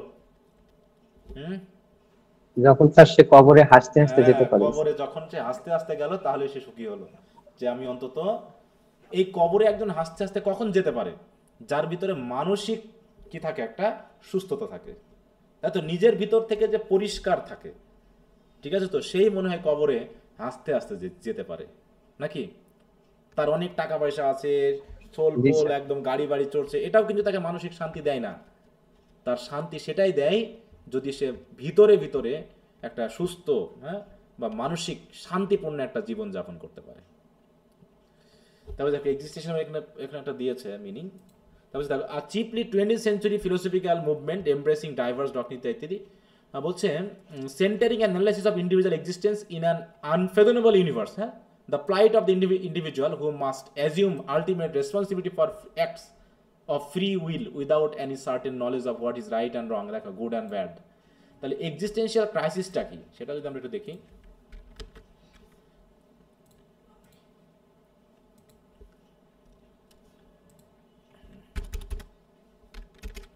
দেখো এখানে মিনিংটা আছে, এক্সিস্টেন্সিয়াল ক্রাইসিস বলতে কি বোঝানো হচ্ছে। বলছে existential crisis is a period of intense self reflection and question about the meaning of life, purpose and one's identity. এটাই হচ্ছে ক্রাইসিস, যে আমি যে টিকে আছি, হু অ্যাম আই, তাই তো, আমি কে, আমি এত কিছু কেন করছি, কি উদ্দেশ্য আমার, আমার পরিচয়টা কি, এইটা নিয়ে যে রিফ্লেকশন বা ভাবনা বা চিন্তা, সেটাই হচ্ছে কি একটা ক্রাইসিস। কারণ এই চিন্তা ভাবনার মধ্যে আমরা কোথাও পৌঁছাতে পারি না, যেমন এই ওয়েটিং ফর গডতেও আমরা কোথাও পৌঁছাতে পারিনি। It's a time of confronting big question about existence, দেখো mortality and the search for personal authenticity. ওই যে বললাম পার্সোনাল হ্যাপিনেস, হ্যাঁ, পার্সোনাল অথেন্টিসিটি বলতে কি হচ্ছে, আমি কতটুকু মানে পৃথিবীতে থেকে সন্তুষ্ট, এত টাকা বেশি ইনকাম করে আমি কি সন্তুষ্ট, এত আত্মীয় স্বজন নিয়ে কি আমি সন্তুষ্ট, আমি আমার পেশা নিয়ে কি সন্তুষ্ট, সব কিছু নিয়ে। তারপর দেখো এর deep questioning, individuals grapple with fundamental question about life's purpose, the nature of existence and their place in the world. Identity crisis, a sense of confusion or doubt about one's identity, values and goals. হ্যাঁ, আমি কে, ওরে বাবা আমি একজন বিশেষ cadre. Wow, কি করছো ভাই তুমি, তোমার বিশেষ ক্যাডার দিয়ে তোমার কি লাভটা হচ্ছে, দেশের কি উপকারটা হয়েছে তোমার দ্বারা, তুমি কি করছো, কিছুই তো করছো না। ফাঁকিবাজি দিয়ে কোনো রকমভাবে ঘুষ টুস এটা ওটা ফাঁকিবাজি দিয়ে টাকা ইনকাম করে নিজের পরিবার চালাচ্ছে, এটাই তো। এত বিসিএস ক্যাডার বাংলাদেশে বার হয়, দেশের তো উন্নত হচ্ছে না, হচ্ছে বলো, দেশের উন্নত হচ্ছে না, জাস্ট আমরা একটা চাকরি করতেছি না। হ্যাঁ, তাহলে এখানে বিশেষ পার্থক্যটা কোন জায়গায়? কনফিউশন, যে আমি কি, আমি কে, আমার মূল্যবোধ কি, আমার লক্ষ্য কি, আমি কি করবো, আমি একজন শিক্ষক, আমাকে সরকারি একটা চাকরির মাধ্যম দিয়ে সরকার তার দেশের জন্য কিছু ভালো লোক তৈরি করার জন্য দিয়েছে, ছেড়ে দিয়েছে, কিন্তু আমি তো পারছি না। আমি কি পারছি? আসলেই পারিনি তো, কিন্তু আমি তো নিজেকে পরিচয় দিচ্ছি এই বলে, হ্যাঁ, আমি একজন শিক্ষক, আমি একজন বিসিএস ক্যাডার। ওয়াও, হ্যাঁ, কি হয়ে গেছো তুমি, হ্যাঁ, তো সবাইকে নিয়ে, সবাইকে নিয়ে আমরা কিন্তু সবাই সবার কাছে সুবিধা নিচ্ছি, আবার সবাইকে আমরা ঘৃণাও করছি। তার হচ্ছে existential anxiety, feeling of unease, dread or uncertainty about the future and the nature of beings, যেটা এখন আমাদের প্রিয়ামণ্ডল আছে, হ্যাঁ, পুরো ডিপ্রেশনে চলে যাচ্ছে। কি করব জীবনে, একটা চাকরি না পেলে তো আমার জীবন বৃথা হয়ে যাবে, আমি টিকবো কেমন করে, আমার জীবনটা আমি চালাবো কেমন করে, কিভাবে সম্ভব এগুলো বলো। এবং সে বলছে মিনিংলেসনেস আর perception that life lacks inherent meaning on purpose. আমি যখন ভেবেছিলাম ওরে বাবা কি পড়াশোনা করেছি একটা চাকরি পাবো বলে, হ্যাঁ, এই বিসিএস পাস করবো বলে কি পড়াশোনা, রাত জেগেছি, হ্যাঁ, না খেয়ে থেকেছি, বুঝতে পেরেছ, কিন্তু শেষ পর্যন্ত যখন চাকরিটা পেয়ে গেলাম, আমি কি আসলেই সন্তুষ্ট? এই চাকরিটাতে এসে, এই চাকরিটা এসে কি আমার জীবনকে সার্থক করে তুলেছ? হ্যাঁ, আমি কিছু টাকা ইনকাম করেছি, কই আমার জীবন তো সার্থক না, আমি তো এই পেশাতে সন্তুষ্ট বোধ করতে পারছি না। তাহলে যেটা আমি যা ভেবেছিলাম আমি তো সেটা পেলামই না এখান থেকে। হ্যাঁ, আ পারসেপশন দ্যাট লাইফ ল্যাক্স। তাহলে আমি কি চেয়েছিলাম আসলে? কিছুই হয়তো চাইনি, বা কি যে চেয়েছিলাম সেটাই হয়তো বুঝতে পারিনি। আসলে আমি চাচ্ছিলামটা কি? টাকা, ক্ষমতা, সুখ, আরাম? আমি কিছুই বলতে পারবো না যে আসলে আমি কি চেয়েছিলাম। হয়তো টাকাটাই চেয়েছিলাম, যে আমি একটা বেতন পাবো, খেয়ে দিয়ে বাঁচবো, এটাই তো। নাকি একটা পরিচয় চেয়েছিলাম যে আমি একটা ভালো জায়গায় চাকরি করব? হ্যাঁ, নাকি ক্ষমতা চেয়েছিলাম? কোনটা চেয়েছিলাম? কি চাই আমরা চাকরি করে, বলো? যখন চাকরিটা পেয়ে গেলাম তখন দেখলাম যে না, এখানেও তো অনেক বঞ্চনার ব্যাপার রয়েছে, এখন আর ওই ফিলটা হয় না। ঠিক আছে, প্রত্যেকটা যখন যাচ্ছি তখনই আমরা কি ডিজিলিউশন হচ্ছি। ডিজিলিউশনের মিনিংটা কি ছিল জানো? বলো তো কি ছিল? স্যার যেটা বিশ্বাস করি সেটা যখন হয় না, মানে বিশ্বাসটা যখন ভেঙে যায়, মানে ভালো যেটা বলেছিলাম ভেবেছিলাম তাই তো? এরকম হবে, হ্যাঁ, ভেবেছিলাম হ্যাঁ ভালো জি হবে, স্যার, কিন্তু সেটা হ্যাঁ যখন দেখলাম ভালো হলো না তখনই আমরা ডিজিলিউশন হচ্ছি। হ্যাঁ, যে আজকে মনে করেছিলাম যে টিচার হব, হ্যাঁ, ক্লাসে অনেক স্টুডেন্ট থাকবে, সবাই শেখার জন্য আগ্রহী হবে, তাদেরকে শিখিয়ে একটা মজা পাবো। হ্যাঁ, কই, এই 10 বছরের চাকরিতে এখনো সে টিউশনই করে যাচ্ছে। আমি কখনো মনে হয়নি আমি চাকরি করতেছি। বুঝতে পেরেছ? কারণ আমি রুমে পড়িয়ে, আমি রুমে এই জায়গায় তোমাদের পড়িয়ে যে মজাটা পাই, এটা যদি আমি ক্লাসরুমে পেতাম তাহলে আমি মনে করতাম যে আমি চাকরি করেছি বা চাকরি করছি। কিন্তু আমি আমার এই রুমে বসে যে মজাটা পাচ্ছি আমি ক্লাসরুমে পাচ্ছি না। বুঝতে পেরেছ? স্যার শিক্ষা বিষয়টা কি শুধু এক পক্ষের চাওয়া বা ইতে হয় স্যার? আপনি সেটাই তো চাচ্ছেন বলছি, কিন্তু আপনার স্টুডেন্ট স্টুডেন্টদের স্যার, স্টুডেন্টরা তো চাচ্ছে না স্যার। কারণ আজকে আমি ডিপার্টমেন্টে ক্লাস করতে গেলাম, একটা ছেলে জুনিয়র আর কি স্যার, আমরা ক্লাস করতেছি, সে এত জোরে তার ফোনে গান বাজাচ্ছে, মানে সেও তো একটা কেবল ফার্স্ট ইয়ারে হয়তো পড়বে, তার যে এই যে আমি একটা কলেজে আসছি ক্লাস করতেছি, এখানে ক্লাসও হচ্ছে, তো এই যে স্টুডেন্টটা যদি না চায় যে আমি পড়বো, আপনি কি শিক্ষাটা দিবেন স্যার? আসলে কিছু শিক্ষা তো নিজের মধ্যে মিনিমাম থাকা উচিত। সে এখন অনার্সে পড়ে, মোটেও ছোট বাচ্চা না, তার তো মিনিমাম কিছু একটা বোধ থাকা দরকার যে এখন তো আমি একটা প্রতিষ্ঠানে আসছি, আমার এখানে অনেক স্যারেরা আছে, তো এদেরকে কি শিক্ষা দিবেন স্যার? বোধটার গল্প বলি। এই যে অন্যরকম। গতদিন তো তোমাদের সাথে শেয়ার করেছিলাম ওই যে জাতীয় বিশ্ববিদ্যালয় ওরিয়েন্টেশনের বিষয়টা নিয়ে বলছিলাম। জি স্যার বলেছিলেন স্যার, ফার্স্ট ইয়ারদের কেউই ছিল না। যে একটা আমরা তো স্যার ফার্স্ট ইয়ার থেকে পার করে আসছি স্যার, আমরাও তো মানে আমরা এদের মতো তো এরকম ছিলাম না স্যার, যে এখনো স্যার আমরা আমাদের শিক্ষকদের স্কুল লেভেলে হোক বা এখনকার 9-10 এর স্টুডেন্টদেরকে দেখেন, বা এখন যারা অনার্সে আসতেছে তাদের দেখেন, মানে ম্যাডাম আমাদের ডিপার্টমেন্ট হেড উনি ডাকতেছে যে তোমরা ফর্ম ফিল আপ করো, ফর্ম ফিল আপ করলে করেন, না করলে না করেন, এরকম ফোনে তাদের কথাবার্তা। মানে এটা কেমন ব্যবহার একজন স্টুডেন্টের? মানে কি একটা অবস্থা। এই জন্য তো বলছি যে তাহলে তোমরা যদি মনে করো এই সময় ভাবো যে তোমরা তোমাদের দূরত্ব মাত্র 3-4 বছরের, তাহলে আজ থেকে আমি সেটা ফিল করছি আমাদের আরো 20 বছর আগের ঘটনা। তখন আমরা কেমন ছিলাম? তখন আমরা টিচারকে দেখলে ভয়ে কাঁপতাম, পড়া না জি স্যার ওটাই বলছি স্যার। হ্যাঁ, পড়া করতে হবে, তা না হলে তো হবে না। আরে মায়ের দিয়েছে, মায়ের দিকে কি আমরা পাগল হয়ে গেছি? বলো, আমরা তো পাগল হয়ে যাইনি মার খেয়ে। কিন্তু এখনকার ছেলে মেয়েকে বকা যাবে না, মারা যাবে না, আর এই না মেরে না বকে এমন একটা বোধ তৈরি হয়েছে, অল্প বকলেও তারা মনে করে আমাকে মনে হয় খুন করে ফেলেছে। এত সফট মাইন্ডেড তারা হয়ে যায়, তারা যেন সামাজিকতা বুঝেই না যে কি করা উচিত। তা এই যে বললাম যে আস্তে আস্তে কি হচ্ছে, আধুনিক যুগে এসে এইগুলো ভাবতেছি আমরা যে আসলে আমাদের এই জীবনের উদ্দেশ্যটা কি। আগেও মানুষ হয়তো এগুলো নিয়ে ভাবেইনি, কারণ তারা খাবার খুঁজতেই দিন চলে যেত ওদের। আর এখন আমরা খাবার পাচ্ছি, শারীরিক আরাম পাচ্ছি, জীবনটা কেমন সহজ হয়ে গেছে, তাই না? আগে মেহেরপুর থেকে আমাদের গ্রাম থেকে আসতেই নাকি সকালে যাত্রা শুরু করলে বিকাল হয়ে যেত। আমার দাদুরা আসতো পায়ে হেঁটে গরু কিনতে, গরু বিক্রি করতে, এই মেহেরপুরে আসতো, আমাদের ওখান থেকে 15-16 কিলোমিটার তারা হেঁটে আসতো, বা তার থেকে আরো দূরত্ব হেঁটে আসতো, হেঁটেছে তারা। আর এখন আমাদের গাড়ি, মানে এখান থেকে 1 কিলোমিটার না, হাফ কিলোমিটার যাবো তাতে মোটরসাইকেল নাই অটোতে চলে যাচ্ছি, কত সহজ হয়ে গেছে। এই সময় এসে আমাদের এই খাবারের চিন্তা নাই তো, আমাদের এই এখন শারীরিক আরাম বোধ করছি তো, এই জন্যই আমাদের এখন চিন্তা ভাবনাগুলো একটু অন্যরকমের জায়গায় চলে গেছে। হ্যাঁ, তাই বলছে দেখো, তাই বলছে meaninglessness, a perception that life lacks inherent meaning or purpose. যে আসলে জীবনের আলটিমেট উদ্দেশ্যটাই জানো নাই।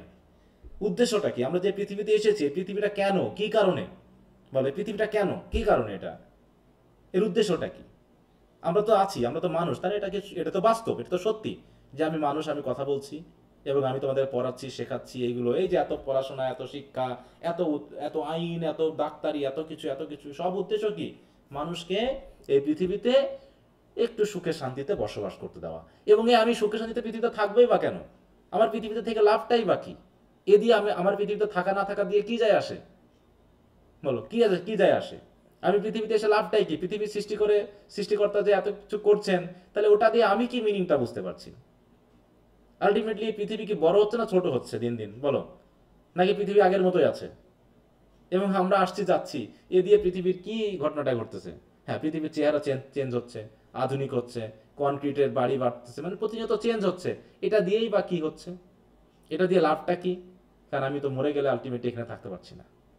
মানে এই ভাবনাগুলো অটোমেটিক চলে আসবে। আর এই ভাবনাগুলো কখন আসে জানো তো? কখন আসে বলো তো? পৃথিবী নিয়ে চিন্তা ভাবনাটা কখন আসবে যে এটার কোনো উদ্দেশ্য নাই, কোনো কারণ নাই? কখন আসে বলো তো? জীবনের শেষে গিয়ে স্যার। না, যখন মানুষের মধ্য থেকে ধর্মের প্রতি বিশ্বাসটা উঠে যাবে। ঠিক আছে তো? এই কথাগুলো কখন আসবে? কারণ তুমি যখন ধর্মের সাথে জীবন চালাবা, তখন কিন্তু ধর্ম তোমাকে উদ্দেশ্য দেখিয়ে দিচ্ছে যে তোমার জীবনের উদ্দেশ্যটা কি। ধর্ম অনুসারে আমাদের পৃথিবীতে মানুষ হিসেবে সৃষ্টি করার উদ্দেশ্য কি বলো তো, যদি ধর্ম দিয়ে ভাবি? সৃষ্টিকর্তার স্যার ইবাদত করা। সৃষ্টিকর্তার কি করা? ইবাদত করা, নাকি? তার পূজা করা, তার প্রশংসা করা, তার এই পৃথিবী দেখে তার প্রশংসায় নিজেকে ভাসিয়ে রাখা, এটা একটা উদ্দেশ্য। এইটুকু উদ্দেশ্য বাদ দিলে আমাদের আর পৃথিবীর আর কোনো উদ্দেশ্যই নেই। যা কিছু করি সবকিছু জিরো। কারণ আজকে থেকে আমি যে বিল্ডিং বাড়িটা বানাচ্ছি আমার জীবনের জন্য, যে আমি আমার জীবনে কষ্ট করে না খেয়ে না দিয়ে জীবন এবং সময়টাকে চিপে টাকা বার করে আমি একটা 10 তলা বিল্ডিং করলাম, কিন্তু এই বিল্ডিং এর বয়স কতটুকু হবে? কত বছর টিকবে এই পৃথিবীতে এই বয়স, এই বিল্ডিংটা? বলো তো, আমার কয় জেনারেশন এই বিল্ডিং এ থাকতে পারবে? বলো, 2 জেনারেশন, 3 জেনারেশন। তারপর এক সময় এই একটা ইট খুলে খুলে পড়ে যাবে, বাড়ি পুরনো হয়ে যাবে। এমনও হতে পারে যে আমার সন্তান মানুষ না হওয়ার কারণে বাড়ি বিক্রি করে দিয়ে সে এখন টাকা নিয়ে গাঁজা মদ খেয়ে বেড়াচ্ছে। হতে পারে কিনা বলো? অথচ আমি আমার জীবন চিপে, সময় চিপে টাকাগুলো বার করে এই কাজগুলো করেছি। তাতে কি কোনো লাভ হয়েছে? আমার জীবনের উদ্দেশ্য কি হলো?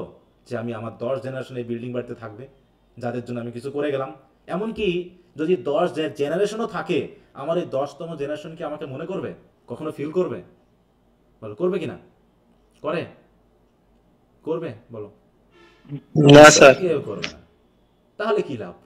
তাহলে আলটিমেটলি যদি ধর্মের পথে চলি, তাহলে হয়তো পরজন্মে বা এ জন্মে মানসিক শান্তি পাওয়া, এছাড়া আর কোনো উদ্দেশ্য পৃথিবীর নেই। ওই ধরুন যে যখনই আধুনিক যুগে এসে আমরা ধর্ম জানছি, এতগুলো ধর্ম আছে, কিন্তু মানসিক যে ব্যাপারটা, সেই জায়গাটা কিন্তু আমরা এখনো পাচ্ছি না, সেই জায়গাতে আমরা যেতেই পারছি না। হ্যাঁ, তাই বলছে কি এক্সিস্টেন্সিয়াল অ্যাংজাইটি, দেখো, feeling of unease, dread and uncertainty about the future and the nature of being, এই জায়গাগুলো কিন্তু বারবার এখানে আসছে। হ্যাঁ, তো যাই হোক, তাই এই হচ্ছে এক্সিস্টেন্সিয়াল নামের ব্যাপারগুলো এসেছে। Historical background of absurd drama. হ্যাঁ বলো। স্যার, এই যে এক্সিস্টেন্সিয়ালিজম, এটা হচ্ছে টি.এস. ইলিয়টের ইন্ট্রোস্পেকশনের মতো না স্যার? হ্যাঁ, ওই তো বললাম, এই সময়ে তো সবার থিওরিতে এগুলো আসছে। আমরা যেগুলো পড়লাম, যে কবিতাগুলো পড়লাম, যে ড্রামাগুলো পড়লাম, সবগুলোর কি এর ভিতরে আসছে না বলো তো? এই একই কথা, ডিসইলিউশনমেন্ট, এক্সিস্টেন্সিয়াল ক্রাইসিস, নাকি মিনিংলেসনেস, হ্যাঁ, এগুলোই তো আসছে নাকি? ফ্র্যাগমেন্টেশন আসছে না এগুলো? কবিতাতেও আসছে, ড্রামাতেও আসছে, সব জায়গায়। ফিউটিলিটি অফ হিউম্যান বিং, দেখো এখানে বলছে। তার ডেফিনেশন এবং ফিচারগুলো আমরা একটু দেখি। দেখো, definition and concept of absurd drama. Absurd drama can be defined as a form of theater that emphasizes the futility of human action, the breakdown of logical communication and irrationality of existence. এবং এইখানে বলছে দেখো, unlike conventional drama, এগুলো একই কথা আসছে, আমি ফিচারে যাই একবারে। Significant features of absurd drama. প্রথমে হচ্ছে কি, absurdity of human existence. The central theme of এটা তো আমরা বারবারই পড়ছি, এবার আসি breakdown of logical communication. Dialogue in absurd plays often seems incoherent, repetitive and circular. আমরা পেয়েছি না? একই কাজ করছে না বারবার? বলো তো, কি করছে? টুপি খুলছে, টুপি আবার পড়তেছে, ওই যে টুপি খুলছে, হ্যাঁ, খুলছে আর পড়তেছে। আর জুতা কি করছে? খুলতে পারতেছে না, চেষ্টা করতে করতে হঠাৎ করে একবার খুললো, খোলার পর কি আবার পড়লো একটু ফুক দিয়ে। এর কি উদ্দেশ্য হলো? বলে এত চেষ্টা করে যে খুললাম আমি জুতাটা, খুলে তারপরে কি লাভটা হলো বলো? আবার পড়লাম নাকি? তাহলে খুলেই বা লাভটা কি হলো? খোলার কি দরকার ছিল? হ্যাঁ আবার না স্যার। হ্যাঁ, তো একই কথা এবং কথাবার্তাগুলো কি একই রকম না? একটু খেয়াল করে দেখো।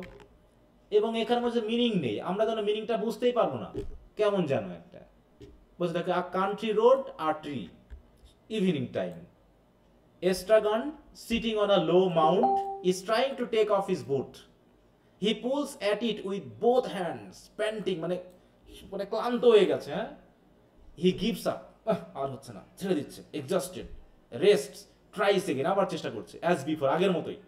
টিকোইশমা হলো কি এন্টার ভ্লাদিমির, এস্ট্রাগন কি বলছে, গিভিং আপ এগেইন, আর হচ্ছে না, আবার ছেড়ে দিচ্ছে, নাথিং টু বি ডান, কিচ্ছু করা যাবে না, হচ্ছেই না। Vladimir advancing with short stiff stride, legs wide apart, সামনে এসে যেমন একটু মাস্তানির মতো দাঁড়ায় না, পা দুটা ফাঁকা করে মাস্তানির মতো দাঁড়িয়ে। I am beginning to come round to that opinion, বলছে না নাথিং টু বি ডান। এই কথার প্রেক্ষিতে ভ্লাদিমির বলতেছে আমারও এই ধারণাতে আসছে দিন দিন, কিচ্ছু করা যাবে না। All my life I have tried to put it from me, saying, Vladimir, be reasonable. তোমাকে আমি প্রতিদিন বলছি এই কথাটা, নাকি যে রিজনেবল হও, ইউ হ্যাভন yet tried everything, কিন্তু তুমি কিছুই তো করো না। And I resumed the struggle. He broods music on the struggle, turning to estragon. So there you are again. আবার সে একই কাজ করতেছো, এস্ট্রাগন, am I? একই জায়গায় আবার একই কাজ। Vladimir, I'm glad to see you back. তুমি যে আমার আসছো এখানে, আমি সেটা খুশি। I thought you were gone forever. আমি তো ভাবছিলাম তুমি মনে হয় আসবেই না, চলে গেছো কখন। এক্সট্রাগন বলছে মি টু, আমিও ভেবেছিলাম তুমিও হয়তো আসবে না। ভ্লাদিমির, যাই হোক না, টুগেদার এগেইন অ্যাট লাস্ট, আবারও তো একসাথে হয়ে গেলাম, তাই না? Will have to celebrate this, তাহলে সেলিব্রেট করতে হবে না? বাট হাউ, কিন্তু কিভাবে সেলিব্রেট করবো? Okay, get up till I impress you, ওটা তো তোমাকে একটু কুলাকুলি করে নিই। বাদ দাও তো, ভালো লাগছে না, নট নাও, নট নাও, এগুলো এখন দরকার নেই। ভ্লাদিমির হার্ট করলি, কি বলো? May one inquire where his highness spend the night, বলছে তুমি কোথায় কাটিয়েছিলে সময় বলো তো, এরা সারা রাত কইছিলাম। বলছে মে ওয়ান এনকোয়ার, আমি কি একটু জিজ্ঞাসা করতে পারি? হ্যাঁ, যে দেখো হিজ হাইনেস, মানে একটু আমরা অবশ্যই বলি না তাকে, একটু সম্মান জানিয়ে, মানে একটু আইরনিক্যালি সম্মান জানিয়ে, হ্যাঁ, কোথায় ছিল রাতে? কোথায় আর থাকবো, ওই গর্তের ভিতর ছিলাম, ইন আ ডিচ। অ্যাডমায়ারিংলি, হ্যাঁ, ডিচ হোয়ার, কোথায়? উইদাউট জেস্টার, মানে বলছে দেখো কোন রকমই অঙ্গ, সেখানে বা ওইখানে, কোনো মিনিং নাই। দেখো কোথায় ছিলা তুমি, সেই ডিচটা কোথায়, ওইখানে, কোনো ইঙ্গিত না দিয়ে, হাত টাত না দেখে বলছো ওইখানে। Vladimir, they don't beat you, তারা তোমাকে মারেনি? বিট মি, অবশ্যই, certainly they beat me. The same lot as usual, একই ঘটনা বারবার।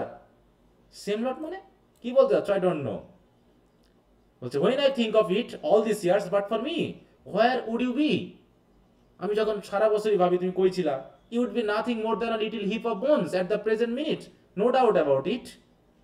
তোমাকে যখন ভাবি তখন মনে হয় তুমি মনে মারা টারা গেছো, তুমি মানে এখন এতক্ষণে শেষ হয়ে গেছো, হ্যাঁ, হয়তো তোমার শুধু কঙ্কাল টঙ্কাল পড়ে আছে। And what of it? It is too much for one. Pause cheerfully. On the other hand, what's the good of losing heart now? কিন্তু তো হতাশ হয়ে লাভ কি? That's why I say we have thought of it million years ago in 90s. হ্যাঁ, বুঝলি কি? We should have thought of it a million years ago in the 90s. 90s মানে কি? 90s বলতে কি বোঝায় বলো তো? দেখো এই যে পর্যন্ত আমরা বুঝলাম তাদের ভিতর যে কথোপকথনটা চলছে, এই কথোপকথনে আমরা কি পাচ্ছি?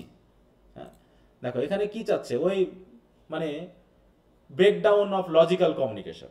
কোথা থেকে কথা কোন দিকে যাচ্ছে একটু ভাবো তো, মানে কোথাকার কথা কোন দিকে গিয়ে কি দাঁড়ালো। Reflecting the failure of language as a tool for understanding or communication connection.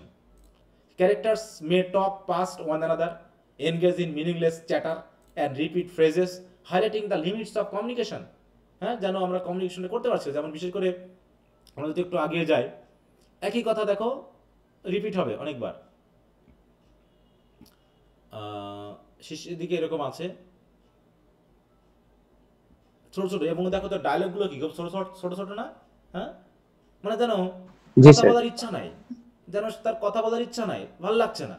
হ্যাঁ, দেখো সেভ ফ্রম হোয়াট, মানে কমপ্লিট কথা আসছে না, hell I am going, yes, no, who, what. দেখো মানে মানে যেন ভাল লাগছে না, কথা বলতে ভাল লাগছে না, তুমি কথা বলাচ্ছ কিসের জন্য? দেখো ছোট ছোট ডায়লগ, এর ভিতরে বড় ডায়লগ এসেছে কয়টা বলো তো? দেখো দেখ, ছোট ছোট, হ্যাঁ, একদম ছোট ছোট ডায়লগ। দেখো এখানে বিশাল বিশাল কথা যেমন অন্যান্য ড্রামাতে ছিল, এখানে নাই। দেখো স্টপ ইট, জাস্ট এটা রাইটারের কথা, কিন্তু বাকিগুলো দেখো ছোট ছোট ডায়লগ, ছোট ছোট। এর ভিতরে ডায়লগ তো নাই, বল দু একটা কথা আছে, বাকি সব রাইটারের রিফ্লেকশন। দেখো ছোট ছোট, after you, no, you first, why me, you are lighter than I, just go, I don't understand. এইভাবে মানে খুব এবং তাদের কথাবার্তাগুলো খুব ফাস্ট না বলো তো? যখন তোমরা এটা দেখছিলা, ভিডিওটা দেখছো, খুবই জোরে বলতেছিল। জি স্যার। জোরে এবং ফাস্ট, মানে খুবই ফাস্ট, এইটাই বলছে। দেখো ক্যারেক্টারস মে টক পাস্ট ওয়ান আনাদার, মানে একজন কথা বলছে আরেকটা, মানে দ্রুত কথা বলছে, কেউ যেন কথা ছাড়ছে না, দ্রুত দ্রুত কথা বলছে। Engage in meaningless chatter or repeat phrases highlighting the limits of communication. আর হচ্ছে minimalist setting and stage direction, মানে মিনিমালিস্ট মানে কি, ছোট একটা জায়গাতে শেষ, বেশি কিছু লাগছে না, ক্যারেক্টারের পরিবর্তন নাই বেশি, জায়গারও পরিবর্তন নাই, ছোট একটা জায়গাতে শেষ। বলছে absurd is placed of an employ bare stages, minimal props and simple costume.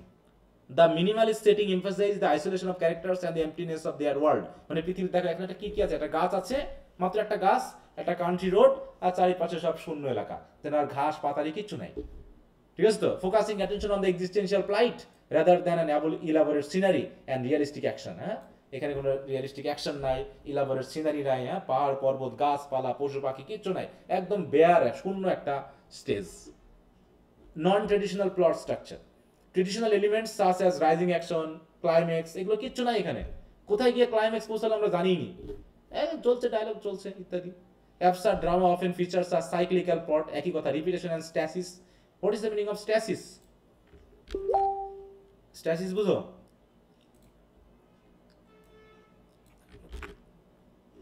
দেখো স্ট্যাটিস মানে হচ্ছে আ period of state or inactivity or equilibrium, মানে হচ্ছে মানে কাজবিহীন থাকা, মানে কোনো যেন কাজ নেই, এরকম আর কি। Period of inactivity or state of inactivity.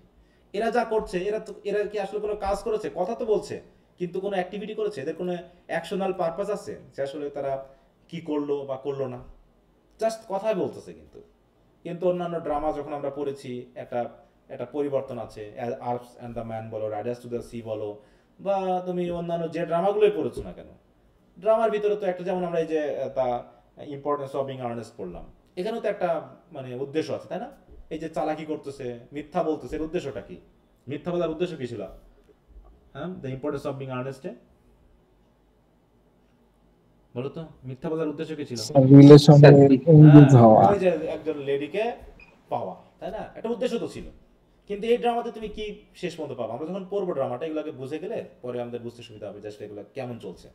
তাহলে existential themes, central themes include alienation, despair, death, time and the search for meaning. এখানে সবচেয়ে বড় হলো ওয়েটিং ফর গডো, মানে হচ্ছে search for meaning, life meaning খুঁজে পাচ্ছি। Characters often confront the absurdity of existence, grappling with isolation, boredom and uncertainty. Use of silence and pauses, ওই যে সাইলেন্স, ছোট ছোট ডায়লগ হচ্ছে, pauses, silence and gaps in dialogue are integral to absurd drama. They convey hesitation, uncertainty, and the inability to communicate, often speaking more than words themselves. দেখো, হ্যাঁ, more than words themselves. কথা আসছে symbolism and metaphor. Characters, object, action often function as symbols or metaphors rather than realistic representation. The abstract nature of absurd drama encourages multiple interpretation, reflecting the complexity of human existence. তো দেখো এখানে যে ফিচারগুলো আমরা পেলাম, হ্যাঁ, প্রথমেই যে ব্যাপারটা আসছে কি, absurdity of human existence, breakdown of logical communication, minimalist setting and stage direction, non-traditional plot structure, existential themes। এগুলো কেন? এর একটা গুরুত্বপূর্ণ কোশ্চেন আছে কিন্তু, যে ওয়েটিং ফর গডোকে একটা অ্যাবসার্ড ড্রামা হিসাবে প্রুভ করতে হতে পারে, ডিসকাস করতে হতে পারে। তাহলে এই ফিচারগুলো কিন্তু তোমাকে নিয়ে আসতে হবে। তাহলে এগুলো আমরা আগে জেনে যাচ্ছি ড্রামাটা পড়ার আগে, যাতে আমরা ড্রামাটাও এভাবে করে বুঝতে পড়তে পারি, ঠিক আছে? এই কথাগুলো এখানে এসেছে। তো যাই হোক, স্যামুয়েল বেকেটকে দেখানো হয়েছে, বলতে Samuel Beckett is considered the pioneer of absurd drama and one of the most influential dramatist of the 20th century। আসলে তিনি কোন দেশের বলতো? স্যামুয়েল বেকেটের বাড়ি কোথায়? কোন দেশের ইনি? দেখো, আয়ারল্যান্ড। আয়ারল্যান্ড। এখানে অধিকাংশ দেখবা যে অধিকাংশ ড্রামাটি WBS এর ভাষা কোথায়? আয়ারল্যান্ডে। আয়ারল্যান্ডে। Sir Ireland. হ্যাঁ, তো যেখানে ছিলাম দেখো এখানে থিম গুলো কি আসতেছে, কোথায় আচ্ছা এটা তো গেল।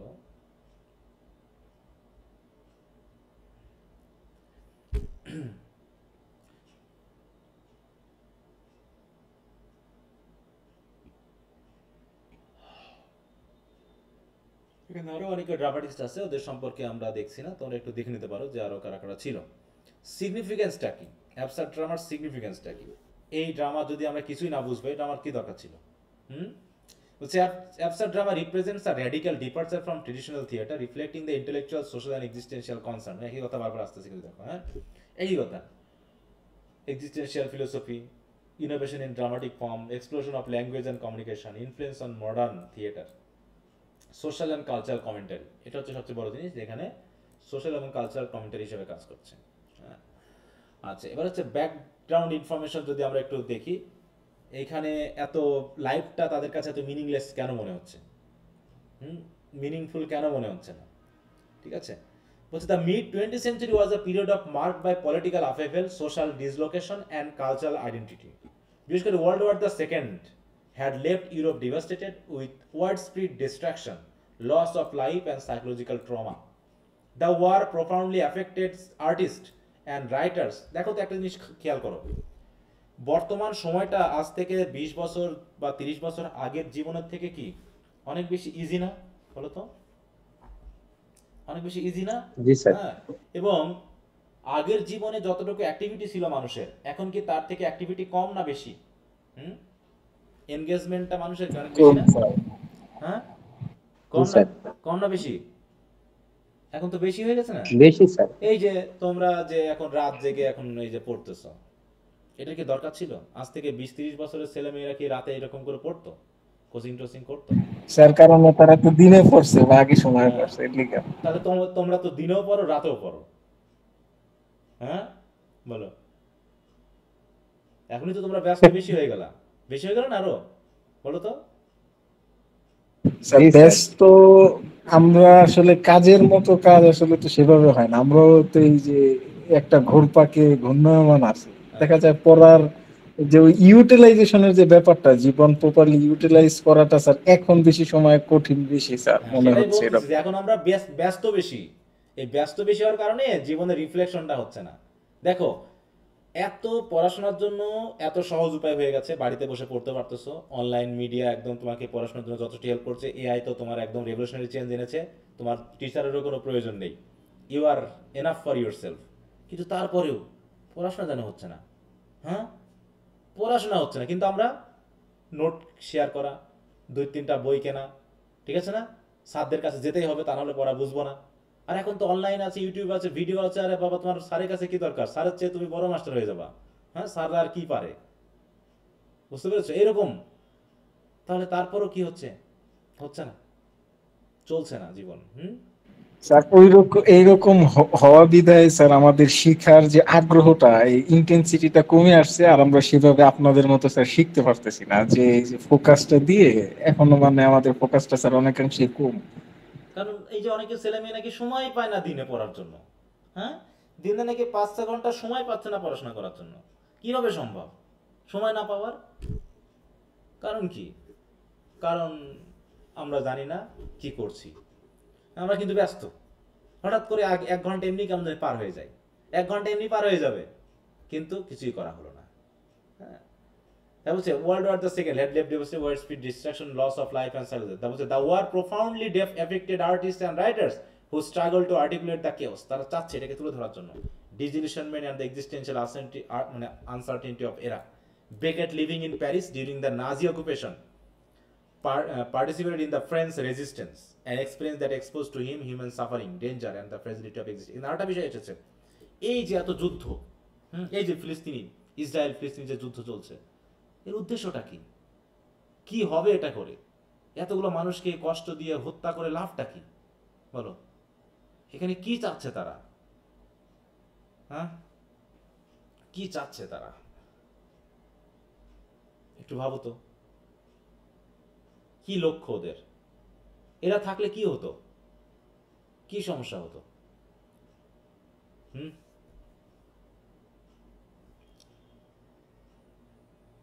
মানে কোনো উত্তর নেই এর। স্যার ডোনাল্ড ট্রাম্প অনেকদিন আগে বলছিল স্যার ওই যে প্যালেস্তাইনে তাদের একটা নিজস্ব ভাবে সেট আপ করবে সিটি, তারা পরিকল্পনা করেছে। এখন তারা ওইখানে উৎখাত চাইতেছে, আর মানে ওইখানে তাদের নিজস্ব পরিকল্পনায় আহ, হয়তো আর মুসলিম বিদ্বেষী স্যার এর একটা কারণ হতে পারে। না সেটাই তো বললাম তো, যে এখানে তো পরিকল্পনা, তাহলে আমি তো সেটাই বলতেছি যে তুমি যেটা করতে চাচ্ছ এদের দিয়েই করো, যারা আছে তাদেরকে মেরে কেন করব? এই মানুষগুলো কি পৃথিবীতে আসেনি? এরা কি এক একজন মানুষ না? বলো, এদেরকে হত্যা করে কেন আরেকজনকে এনে এখানে শহর তৈরি করতে হবে, এখানে এরা দেশ গঠন করতে হবে? তাহলে এরা কারা যারা এরা এখানে আছে? আর ধর্ম, ধর্ম কে কোনটাকে প্রচার করে মেনে কে কোথায় আছে? কোন ধর্ম পৃথিবীতে কাকে সৎ এবং ধার্মিক বানিয়ে পৃথিবীকে শান্তি দিতে চাচ্ছে? বলো। এই যে আমি বুঝলাম যে ইউরোপ পুরো খ্রিস্টান, তাহলে তো ইউরোপ যদি খ্রিস্টানই হয়, খ্রিস্টান ধর্মের মাধ্যমে, তাহলে তো একদম পুরো স্বর্গীয় আভা চারিদিকে ছড়িয়ে পড়া উচিত। আমাদের যদি ধরি যে এই যে বাংলাদেশ, এই পুরোটাই ইসলাম ধর্মে সবাই আছি, এত ধর্ম আমরা পালন করছি যে এখান থেকে স্বর্গীয় আভা বার হচ্ছে, শুধু শান্তি আর শান্তি। ধরলাম আচ্ছা হিন্দু ধর্ম ভালো, ভারতে তাহলে কি হতো? আরে বাবা শুধু শান্তি আর শান্তি। আচ্ছা ঠিক আছে, তারপর নাই চায়না, জাপান, এগুলো ধরলাম, যে বৌদ্ধ ধর্মের শুধু শান্তি আর শান্তি। তাহলে সেই শান্তিটা কোন ধর্ম দিচ্ছে আমাকে? বলো। ধর্মটা কি, ধর্ম নিজে এসে শান্তি দিবে আমাদের, নাকি শান্তি আমাদের করে নিতে হবে ধর্ম পালন করে? কোনটা? আমাদের করে নিতে হবে। হ্যাঁ, যেমন ধর্ম একটা অ্যাবস্ট্রাক্ট ধারণা, একটা অ্যাবস্ট্রাক্ট বিষয়, এটাকে ব্যবহার করে আমরা শান্তি পেতে পারি। ধর্ম আমাদের নিজে এসে শান্তি দিবে না তো। যেমন করে কল তলাতে না গেলে পানি নিজে নিজে আমার কাছে আসবে না, তেমনি আমরা ধর্ম মাথায় করে নিয়ে যদি দৌড়াদৌড়িও করি, এটা যদি নিজের ধর্ম যা বলে তা যদি পালন না করে চলি, ও পৃথিবীতে যদি আরো 100 কোটি ধর্ম আসে, তা পৃথিবীতে শান্তি প্রতিষ্ঠিত হবে না। কারণ শান্তিটা মানুষের ভিতর থেকে আসে, ধর্ম আমাদের বাইরে থেকে এনে দেয় না। দেয় বলো? তাহলে তো এমন হতো যে যে কোনো একটা ধর্ম পৃথিবীতে ভালো, এবং সেই ধর্মের মানুষগুলোই পৃথিবীতে একমাত্র শান্তি দান করতে পারছে, এবং সেখানে শুধু স্বর্গীয় আভা বার হবে। হ্যাঁ, তাহলে স্বর্গ যেন খুলে এসে সেই দেশের সাথে যুক্ত হয়ে যাবে। সেই দেশের মানুষগুলো স্বর্গে সিঁড়ি দিয়ে ওঠানামা করবে, অদৃশ্য সিঁড়ি দিয়ে ওঠানামা করবে। যেমনটা বাইবেল বা কোরআনে আছে, কোনো কোনো নবী দেখতে পাইতো যে স্বর্গ খুলে গেছে, বেহেশত খুলে গেছে, সেখান দিয়ে ফেরেশতারা উঠছে আর নামছে। আছে কিনা এরকম? বলো। আমার বাইবেলে আছে, জানি না কোরআন বা অন্য কিছু আছে না, আমার বাইবেলে আছে যে নবীরা স্বপ্নে দেখতে পাচ্ছে যে এখান থেকে পৃথিবীর সাথে বেহেশতের লিঙ্ক হয়ে গেছে, এবং সেখানে কি হচ্ছে, যারা ধার্মিক এবং যারা ফেরেশতা তারা ওঠানামা করতেছে, পৃথিবীর সাথে লিঙ্ক হয়ে গেছে। এটা একটা ভিজন ছিল, কিন্তু সেটা তো হয়নি কোথাও। হয়েছে বলো? ইন্ডিয়াতে হয়েছে, বাংলাদেশে হয়েছে, সৌদি আরবে হয়েছে, চায়নাতে হয়েছে, জাপানে হয়েছে, ইংল্যান্ডে, আমেরিকাতে হয়েছে। কোথায় হয়েছে এটা বলো? তার একটা উদাহরণ দাও আমাকে। আছে এরকমটা কোথাও? না স্যার। নাই। অথচ এগুলো নিয়ে আমরা মারামারি করতেছি, ওই যে waiting for god. We are waiting for god. হ্যাঁ, সবাই, কেউ ধর্মের নামে, কেউ রাজনীতির নামে, কেউ বিশ্বতত্ত্বের নামে, জাস্ট নিজের মতো করে এটা কিছু করতে যাচ্ছে। আর মরলে তো সব শেষ। কত আগে লোক ছিল, এখনো আছে, ভবিষ্যতেও আসবে, কিন্তু হ্যাঁ জায়গা মতো গিয়ে সবাই কেমন জানি উগ্রবাদী হয়ে যাচ্ছে আমরা। তো যাই হোক, তাই বলছি হ্যাঁ, যে expose to human suffering danger, তাহলে মানুষগুলো যখন এগুলো ভাবছে, তখন তারা উদ্দেশ্য খোঁজার চেষ্টা করছে, তাহলে এগুলো কেন করছে, এর উদ্দেশ্যটা কি? আর যখন উদ্দেশ্য খুঁজে পাচ্ছে না, তাহলে এগুলো বৃথা, এগুলো তো কোনো দরকারই ছিল না।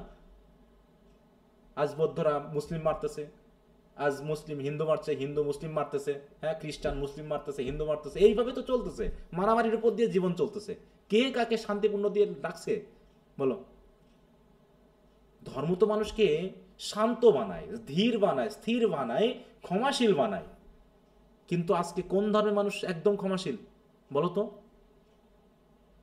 বৌদ্ধ ধর্মের সূত্র নাকি যে জীব হত্যা মহাপাপ। তো মায়ানমার তো যে হারে রোহিঙ্গা পিটালো, রোহিঙ্গা খুন করলো, এটা কি ও ধর্মের তত্ত্বের সাথে যায় বলো তো? যাচ্ছে না স্যার। যাচ্ছে না তো। তাহলে কি চাচ্ছি আমরা? এই তত্ত্ব দেওয়ার উদ্দেশ্য কি ছিল? যে বুদ্ধদেব এই তত্ত্বটা দিয়ে গেছে জীব হত্যা মহাপাপ, একটা পিঁপড়া মারাও মহাপাপ, আর সেই জায়গায় তোরা মানুষ খুন করতেছিস। হ্যাঁ, এটা তো বিশাল ব্যাপার। তাহলে তোমার তো রাস্তায় হাঁটতে গেলেও তোমাকে এক পা করে হাঁটতে হবে এবং খুব সাবধানে পা দিয়ে হাঁটতে হবে, যদি এমনটাই তত্ত্ব আমরা বিশ্বাস করে থাকি। কিন্তু কই করছি না তো। তাহলে যাই হোক, এই সাহিত্য পড়তে গেলে আমি একটু অন্যদিকে বেশি চলে যাই। হ্যাঁ, হচ্ছে Beckett's play reflect this philosophical concern. দেখো, হ্যাঁ, এই যে বলছে এইটুকু যদি আমরা পড়ি, দেখো ক্যামাস এখানে আলোচনা করছে কি, argued that human beings lived in a world devoid of inherent purpose. এই পৃথিবীতে আসলে আমরা যা কিছু করছি আসলে এর ভিতরে অরিজিনালি কোনো পারপাস নেই, and that the search for meaning is ultimately futile. আর আমরা যা করতে চাচ্ছি যে ধর্মের নামে, রাজনীতির নামে একজনকে খুন করে, একজনকে জেলে দিয়ে, একজনকে বিচার করে, একজনকে এই করে সেই করে যা করে আমরা যা কিছু করতে যাচ্ছি আলটিমেটলি সবই futile, zero. Beckett's play reflect this philosophical concern, presenting characters trapped in a cycle of wanting and uncertainty, exposing the futility and absurdity of human existence. হ্যাঁ, তারপরে লিটারি কনটেক্সট এটা আর পড়বো না, এটা তোমরা একটু পড়ে নিবা। পার্সোনাল কনটেক্সট আমরা দেখি স্যামুয়েল বেকেটের পার্সোনাল ব্যাপারটা একটু বলছে, Beckett's personal experiences significantly shape the conception of waiting for Godot. As a man who had lived through war, occupation and existential uncertainty, তিনি তো যুদ্ধের সাথে যুক্ত ছিলেন, Beckett was preoccupied with questions of mortality, human suffering, and the search for meaning. His minimalist lifestyle, philosophical skepticism, and engagement with French existentialism informed the spare, introspective nature of the play. বলছে কি এখানে যেটা list দিয়েছে N attendant Godot, এটা French title. Beckett sought linguistic precision and detachment, believing that French would allow him to strip language of superfluous emotion and achieve clarity. যে French ল্যাঙ্গুয়েজটাকে তার কাছে complete মনে হচ্ছে না, যে স্ট্রিপ্ট ল্যাঙ্গুয়েজ মানে কি ল্যাঙ্গুয়েজ ছাড়া করে ফেলবে, শূন্য করে ফেলবে, প্রকাশ করার মাস্তানা পাচ্ছে না। His decision to write in French also reflect his desire to break free from the culture and linguistic constant of English, enabling him to focus on universal themes rather than national or personal sentiment. Beckett himself described the play in a famous enigmatic manner that nothing happens, nobody comes and nobody goes, it's awful. বলছে পৃথিবীতে হ্যাঁ কি হচ্ছে, nothing happens মানে কি, মানে এরকম ব্যাপারটা যে তার জীবনে যেন কোনো কিছু ঘটছেই না, জীবনটা যেন আগাচ্ছেই না, জীবন যেন চলছেই না। হ্যাঁ, এটা যেন একটা স্থবির কোনো কিছু, শুধুমাত্র সময় পার হয়ে যাচ্ছে আর আমরা বুড়িয়ে যাচ্ছি আর আস্তে আস্তে মারা যাব। আলটিমেটলি ওই মারা যাওয়াটাই জীবন শেষ, যা খুঁজতেছিলাম তা আমরা পেলাম না, বা যেটা প্রত্যাশায় ওয়েট করছিলাম সেটা কখনো আসেও নি। হ্যাঁ, this statement underscore the play's focus on existential stasis, absurdity and the repetition of human existence, মানে ওই যে nothing nobody comes and nobody goes. ঠিক আছে, তো জাস্ট হয়তোবা সেই ইয়ার মতো পরিবর্তন হয় শুধু, কিন্তু এখানে আমরা সবাই আছি। Reflecting both Beckett's world wide view and literary innovation. এগুলো তোমরা একটু পড়ে নিবা। দেখো কম্পোজিশন অ্যান্ড ল্যাঙ্গুয়েজ, এই জায়গায় আমরা একটু দেখি। বলছে বেকেট রোড French এত সালে, he translated it English in 1954, producing a play that is linguistically simple yet philosophically profound. The dialogue is characterized by দেখো repetition and circularity, মানে একই কথা বারবার আসতেছে, emphasizing the monotony and status of existence, মানে ড্রামাটা পড়তে গেলে আমাদের বোরিং লাগবে, তার মানে এই বোরিংনেসটাই আসছে কি আমাদের এই জীবন থেকেই, সেটাকে রিফ্লেক্ট করছে। ambiguity and silence, মানে কি বলতে চাচ্ছে সেগুলো আমরা ক্লিয়ার হতে পারবো না, কারণ জীবনের যেমন মিনিংটা আমরা বলতে পারবো না যে আমি কেন এসেছি, আমার কি উদ্দেশ্য। Reflecting the limits of communication, মানে আমরা আমাদের ভিতরের ব্যাপারটাকে কমিউনিকেট করে প্রকাশ করতে পারছি না। সিম্পল ভোকাবুলারি কিন্তু খুব simple, whose contrast with the depth of meaning and existential weight, যেগুলো যে শব্দগুলো আমাদের ওই ভিতরের চিন্তা ভাবনার যে ওয়েট, সে ওয়েটটাকে নিতে পারছে না। বুঝতে পেরেছো? কারণ আমরা কি, আমরা যা বলছি তা আসলে আমাদের ভিতরের বিষয় না, আমরা মুখ দিয়ে কথা বলছি, অন্তর দিয়ে না। আমাদের কথাগুলো আসে মুখ থেকে, অন্তর থেকে যদি কথা আসতো তাহলে সেটা কখনো মিথ্যা হতো না, সেটা কখনো অসত্য হতো না। ঠিক আছে, তো সেগুলোর মধ্যে কোনো মিনিং থাকতো। কিন্তু আমরা তো অন্তরে পৌঁছাই না, আমরা তো সেই চিন্তা করার সুযোগই পাই না। এই কথাগুলো সেগুলো বলছে। The play structure is minimal, এখানে তেমন কিছু নাই, এখানে মাত্র দুটো একটা আছে। সিনারি হচ্ছে মাত্র একটা barren country road with a single tree, underscoring isolation and monotony. আমরা ক্যাট ইন দ্য রেইন পড়েছিলাম ফার্স্ট ইয়ারে। জি স্যার। জি স্যার। ওই রকম যোগাযোগ নাই, সব কমিউনিকেশন নাই, ভাষাগত যোগাযোগ হচ্ছে না। Characters Vladimir and Estragon wait endlessly for the elusive Godot who never appears. These dialogue, action and interactions reveal human dependence, vulnerability and existential anxiety. ওই একই দেখো কথাগুলো কিন্তু বারবারই একই কথা বলছে। হ্যাঁ, তো যাই হোক, আমরা তোমরা এগুলো একটু পড়ে ফেলবা আর একটু দেখবা। আমি একটু এইখানে একটু দেখি। দেখো প্রথমে কি বলছে, মানে কাহিনীটা আমরা একটু দেখি। বলছি, Estragon is trying to take off his boot when Vladimir enters. Two men greet each other. Vladimir examines his hat while Estragon struggles with his boot. They discuss the versions of the story of the two thieves in the gospel. এটা তো আসবেই বাইবেলের। Vladimir wonders why one version of the story is considered more accurate than the others. এখানে একটা জিনিস বলি, মানে এইখানে আলোচনা করতে গেলে অনেক সময় ধর্ম বা এগুলোর কথা চলে আসে। তোমরা যেন আমার মাইন্ড টাইম করো না কিন্তু, ঠিক আছে তো? না স্যার। মানে এখানে যখন আলোচনা আসবে তখন একদম নিউট্রাল আলোচনা হবে কিন্তু, বুঝতে পেরেছো? ধর্মের বিরুদ্ধে না কিন্তু, জি স্যার। ধর্ম নিয়েই কিন্তু আলোচনা হচ্ছে, কিন্তু আমরা ধর্ম বিরুদ্ধে করে ফেলি আর কি। ধর্মটাকে আমরা অ্যাঙ্গেলে আনতে গিয়ে তখন ওটা কনফ্লিক্টিং ধর্ম হয়ে যায়, কিন্তু ধর্মের জায়গাটা কিন্তু একই বিষয়। মানে এখানে তিনি বলতে যাচ্ছেন যে ব্যাপারটা এরকম, গল্পটা যখন আমরা পড়বো তখন আসবে। ব্যাপারটা হচ্ছে আমরা ধর্মের আসলে কি নিয়ে কথা বলি বলতো?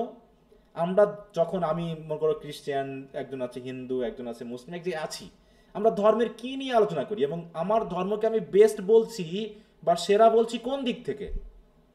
বলো কোন দিক থেকে? আমি আমার ধর্ম বোঝা থেকে তো আমি আমার ধর্মের গল্পই বলতেছি। তুমি তোমার ধর্ম বলতে গিয়ে তুমি বিভিন্ন নবীর গল্প বলতেছো, আর একজন তার ধর্ম বলতে গিয়ে তো সে তো বিভিন্ন নবীর গল্প বলতেছে, কিন্তু সেই নবীটা কি শিখে গেছে সেটা তো কেউ বলছে না। বলো, সেই নবী কি শিখে গেছে, কি করতে বলেছে সেটা তো কেউ বলছে না। বলছে কেউ? বলো। গল্প করতেছি আমরা চরিত্র নিয়ে, নবীদের ক্যারেক্টার নিয়ে, কিন্তু ভাই নবীর ক্যারেক্টার তো ভালো ছিল সেটা আমিও জানি।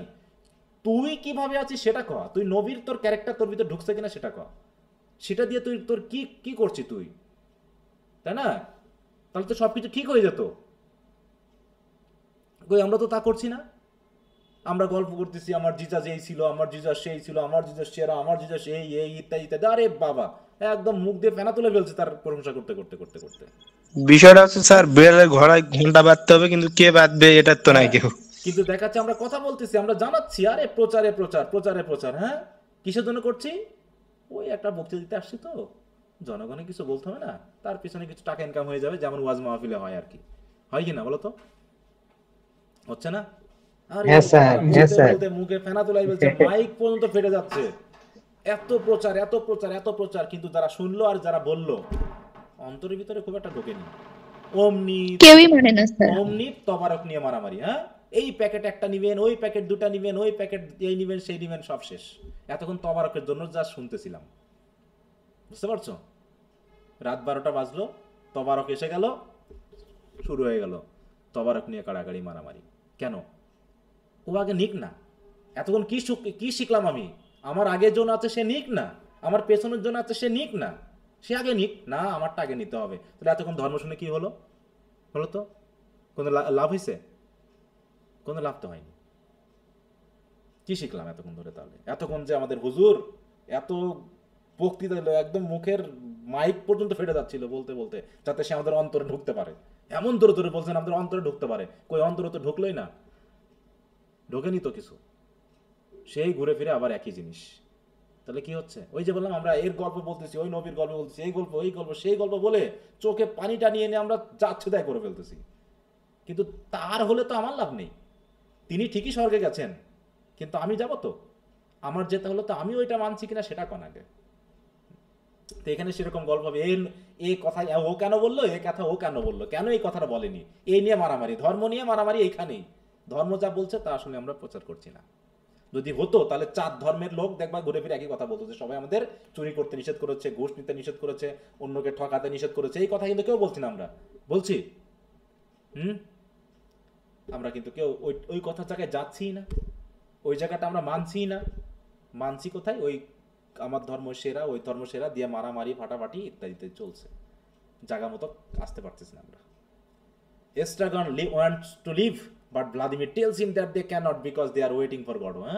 যাওয়া যাবে না, ওয়েট করো। Who they are supposed to meet by the tree. They wonder if they are waiting in the correct spot or if it is even the correct day. হ্যাঁ, আমরা যেখানে অপেক্ষা করছি ঠিক আছে তো, আজকে আসার কথা ছিল তো, এখানেই তো। হ্যাঁ, Estragon falls asleep but Vladimir wakes him because he feels lonely. Estragon starts to tell Vladimir about the dream he was having, but Vladimir does not want to hear his private nightmares. কারণ সে অপেক্ষা করতেছে। Estragon wonders if it would be better for him to part, but Vladimir insists that Estragon would not go far. They are go and Vladimir storm off the stage, but Estragon convinces him to come back and they make up. মানিয়ে দিল আর কি, কারণ অপেক্ষা করতেছে গডের জন্য। They discuss what to do next while they wait. Wait করতে হলে তো খাইতে হবে, সেই লাঞ্চনের মতো না যে কথার প্রেক্ষিতে তো খাচ্ছি আমি, তা অপেক্ষা করতে করতে তো কথা বলতে হবে। Estragon suggests hanging themselves from the tree. However, after a discussion of the logistics, they decide to wait and see what Godot says. Estragon is hungry and Vladimir gives him a carrot. They discuss whether they are tied to Godot when they hear a terrible cry nearby and huddle together to wait what is coming. শব্দ শুনতে হলে অপেক্ষা করছে, যেমন এসে গেছে মনে হয়, গিয়ে দেখবে না এত না অন্যজন। তো এইখানে দেখো জাস্ট কি অপেক্ষা, ওয়েটিং, এই ওয়েটিং এর ব্যাপারটা কিন্তু এখানে বলা হয়েছে। এবং আরেকটা বিষয় এখানে দেখো বলছে the beginning of the play makes Vladimir and Estragon seem interchangeable. যেন দুইজনই। হ্যাঁ, for example one of the characters often repeats the line and the other has previously said. This happens in the very beginning when the two characters switch line in the dialogue.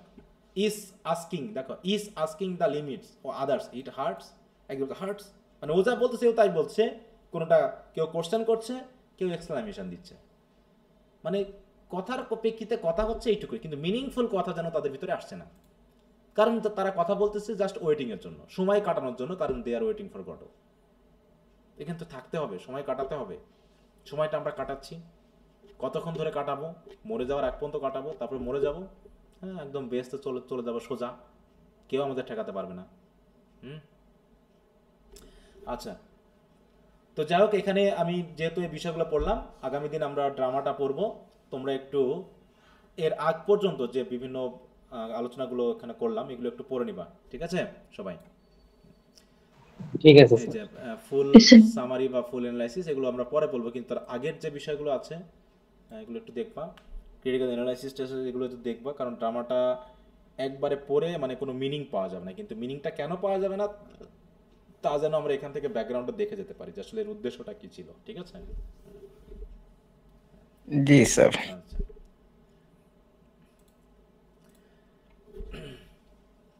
আচ্ছা, তো ঠিক আছে, তো সবাই ভালো থাকো। আর এখন পড়াটাকে কিভাবে নিচ্ছ আমি জানি না, যদি পড়ার মতো হয় তাহলে ভালো লাগবে, আর যদি মনে হয় যে না শুধু পরীক্ষার পাশের জন্য, তাহলে ক্লাস করে লাভ নেই। হ্যাঁ, কোনো রকম প্রশ্ন আনসার করতে শুরু করে দাও। আচ্ছা স্যার। হ্যাঁ বলো। স্যার, এখানে ট্রি যেটা শুরুতে আছে, ট্রিটা কোনো সিম্বলিক্যাল মিনিং আছে? অবশ্যই আছে, এখানে প্রত্যেকটা তুমি পড়াটা তো তুমি পড়ো, তুমি আমি যা শিটে দিয়ে দিয়েছি তুমি পড়লেও পেয়ে যাবা, ঠিক আছে তো? হ্যাঁ, এখানে প্রত্যেকটা ক্যারেক্টার থেকে শুরু করে সেটিং থেকে শুরু করে কান্ট্রি রোড যা আছে সবকিছু কোনো না কোনোকে আমাকে রেফার করার জন্য ব্যবহার করা হয়েছে, বুঝতে পেরেছো? আচ্ছা, তো ঠিক আছে। তো ওঠার পরে স্যার বেশি ঝামেলার মধ্যে পড়ে গেছি স্যার। কেন? মানে এই যে স্যার আমরা যখন যে আলফ্রেড টোফক পড়লাম sir, love song of the, এটা পড়ার পর থেকে কেন জানি স্যার নিজের সাথে আরো বেশি মানে অমানুষ মনে হচ্ছে নিজেকে স্যার। কারণ দেখা যাচ্ছে যে কোথাও মিশতে গেলে দেখতেছি যে আরে আমি ওদের মতো কেন হতে পারতেছি না, এরা এরকম কেন, আমি কেন আলাদা, খুবই মানে অবস্থা। যখনই একটা নতুন কিছু পড়তেছি স্যার, নতুন নতুন জিনিস, নভেল গুলার ক্ষেত্রেও সেম অবস্থা, খুবই চিন্তাশীল হয়ে পড়ে যাচ্ছে এবং একই সাথে খুব হতাশ হয়ে যাচ্ছে স্যার, যে আসলেই তো মানে কি সমস্যার মধ্যে দিয়ে যাচ্ছে। কথা সত্য স্যার, আমাদের মাঝে এগুলো হচ্ছে।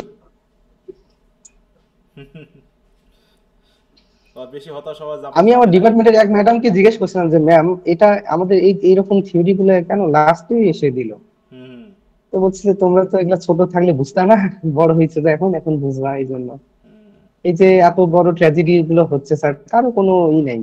আমাদের যে দেশে যে একটা যে মাইলস্টোন এটা হলো, সবাই সবার মতো চলতেছে সবকিছু, তখন এই যে এগুলা জিনিসের সাথে রিলেট করতে পারতেছি, তখনই হতাশাটা কাজ করতেছে। তাহলে কি আসলে এত পড়াশোনা করেই বা কি হবে, কি করতেছি কোথায়?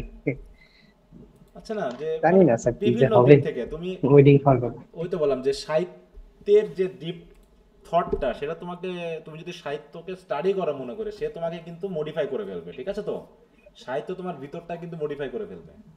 হুম। জি স্যার। কিন্তু ব্যাপারটা হলো যে যা কিছুই করি না কেন যদি এটার শক্তিশালী বা স্থায়ী কোনো ইফেক্ট আমাদের জীবনে না পড়ে তাহলে আসলে সামাজিকভাবে খুব একটা উপকার হবে না, যেটা হচ্ছেও না। শিক্ষিত সমাজ হয়েও আমরা কি আমাদের টিচারদের ভিতরেও বা এদের ভিতরেও কি ভালো ইয়া পাচ্ছি বলো তো? আলটিমেটলি তারাও তো এগুলো পড়ে এসেছে, না জানি? স্যার। জি স্যার। কিন্তু সেগুলো তো হ্যাঁ স্যার। কাজ হচ্ছে না তো। সবাই তো ফাঁকিবাজির ভিতর দিয়ে আছে না? অন্যের ভালো করা, অন্যের উন্নতি করার জন্য পরিশ্রম করা, ফাঁকিবাজি কম করা, দুর্নীতি না করা, এগুলোকে আমরা তাও বাদ দিচ্ছি বলো? না এগুলো চলছেই। না স্যার। তাহলে আর কি লাভ হলো? ধর্ম করে, সাহিত্য করে কোনো কিছু করে কোনো লাভ হচ্ছে না। হুম।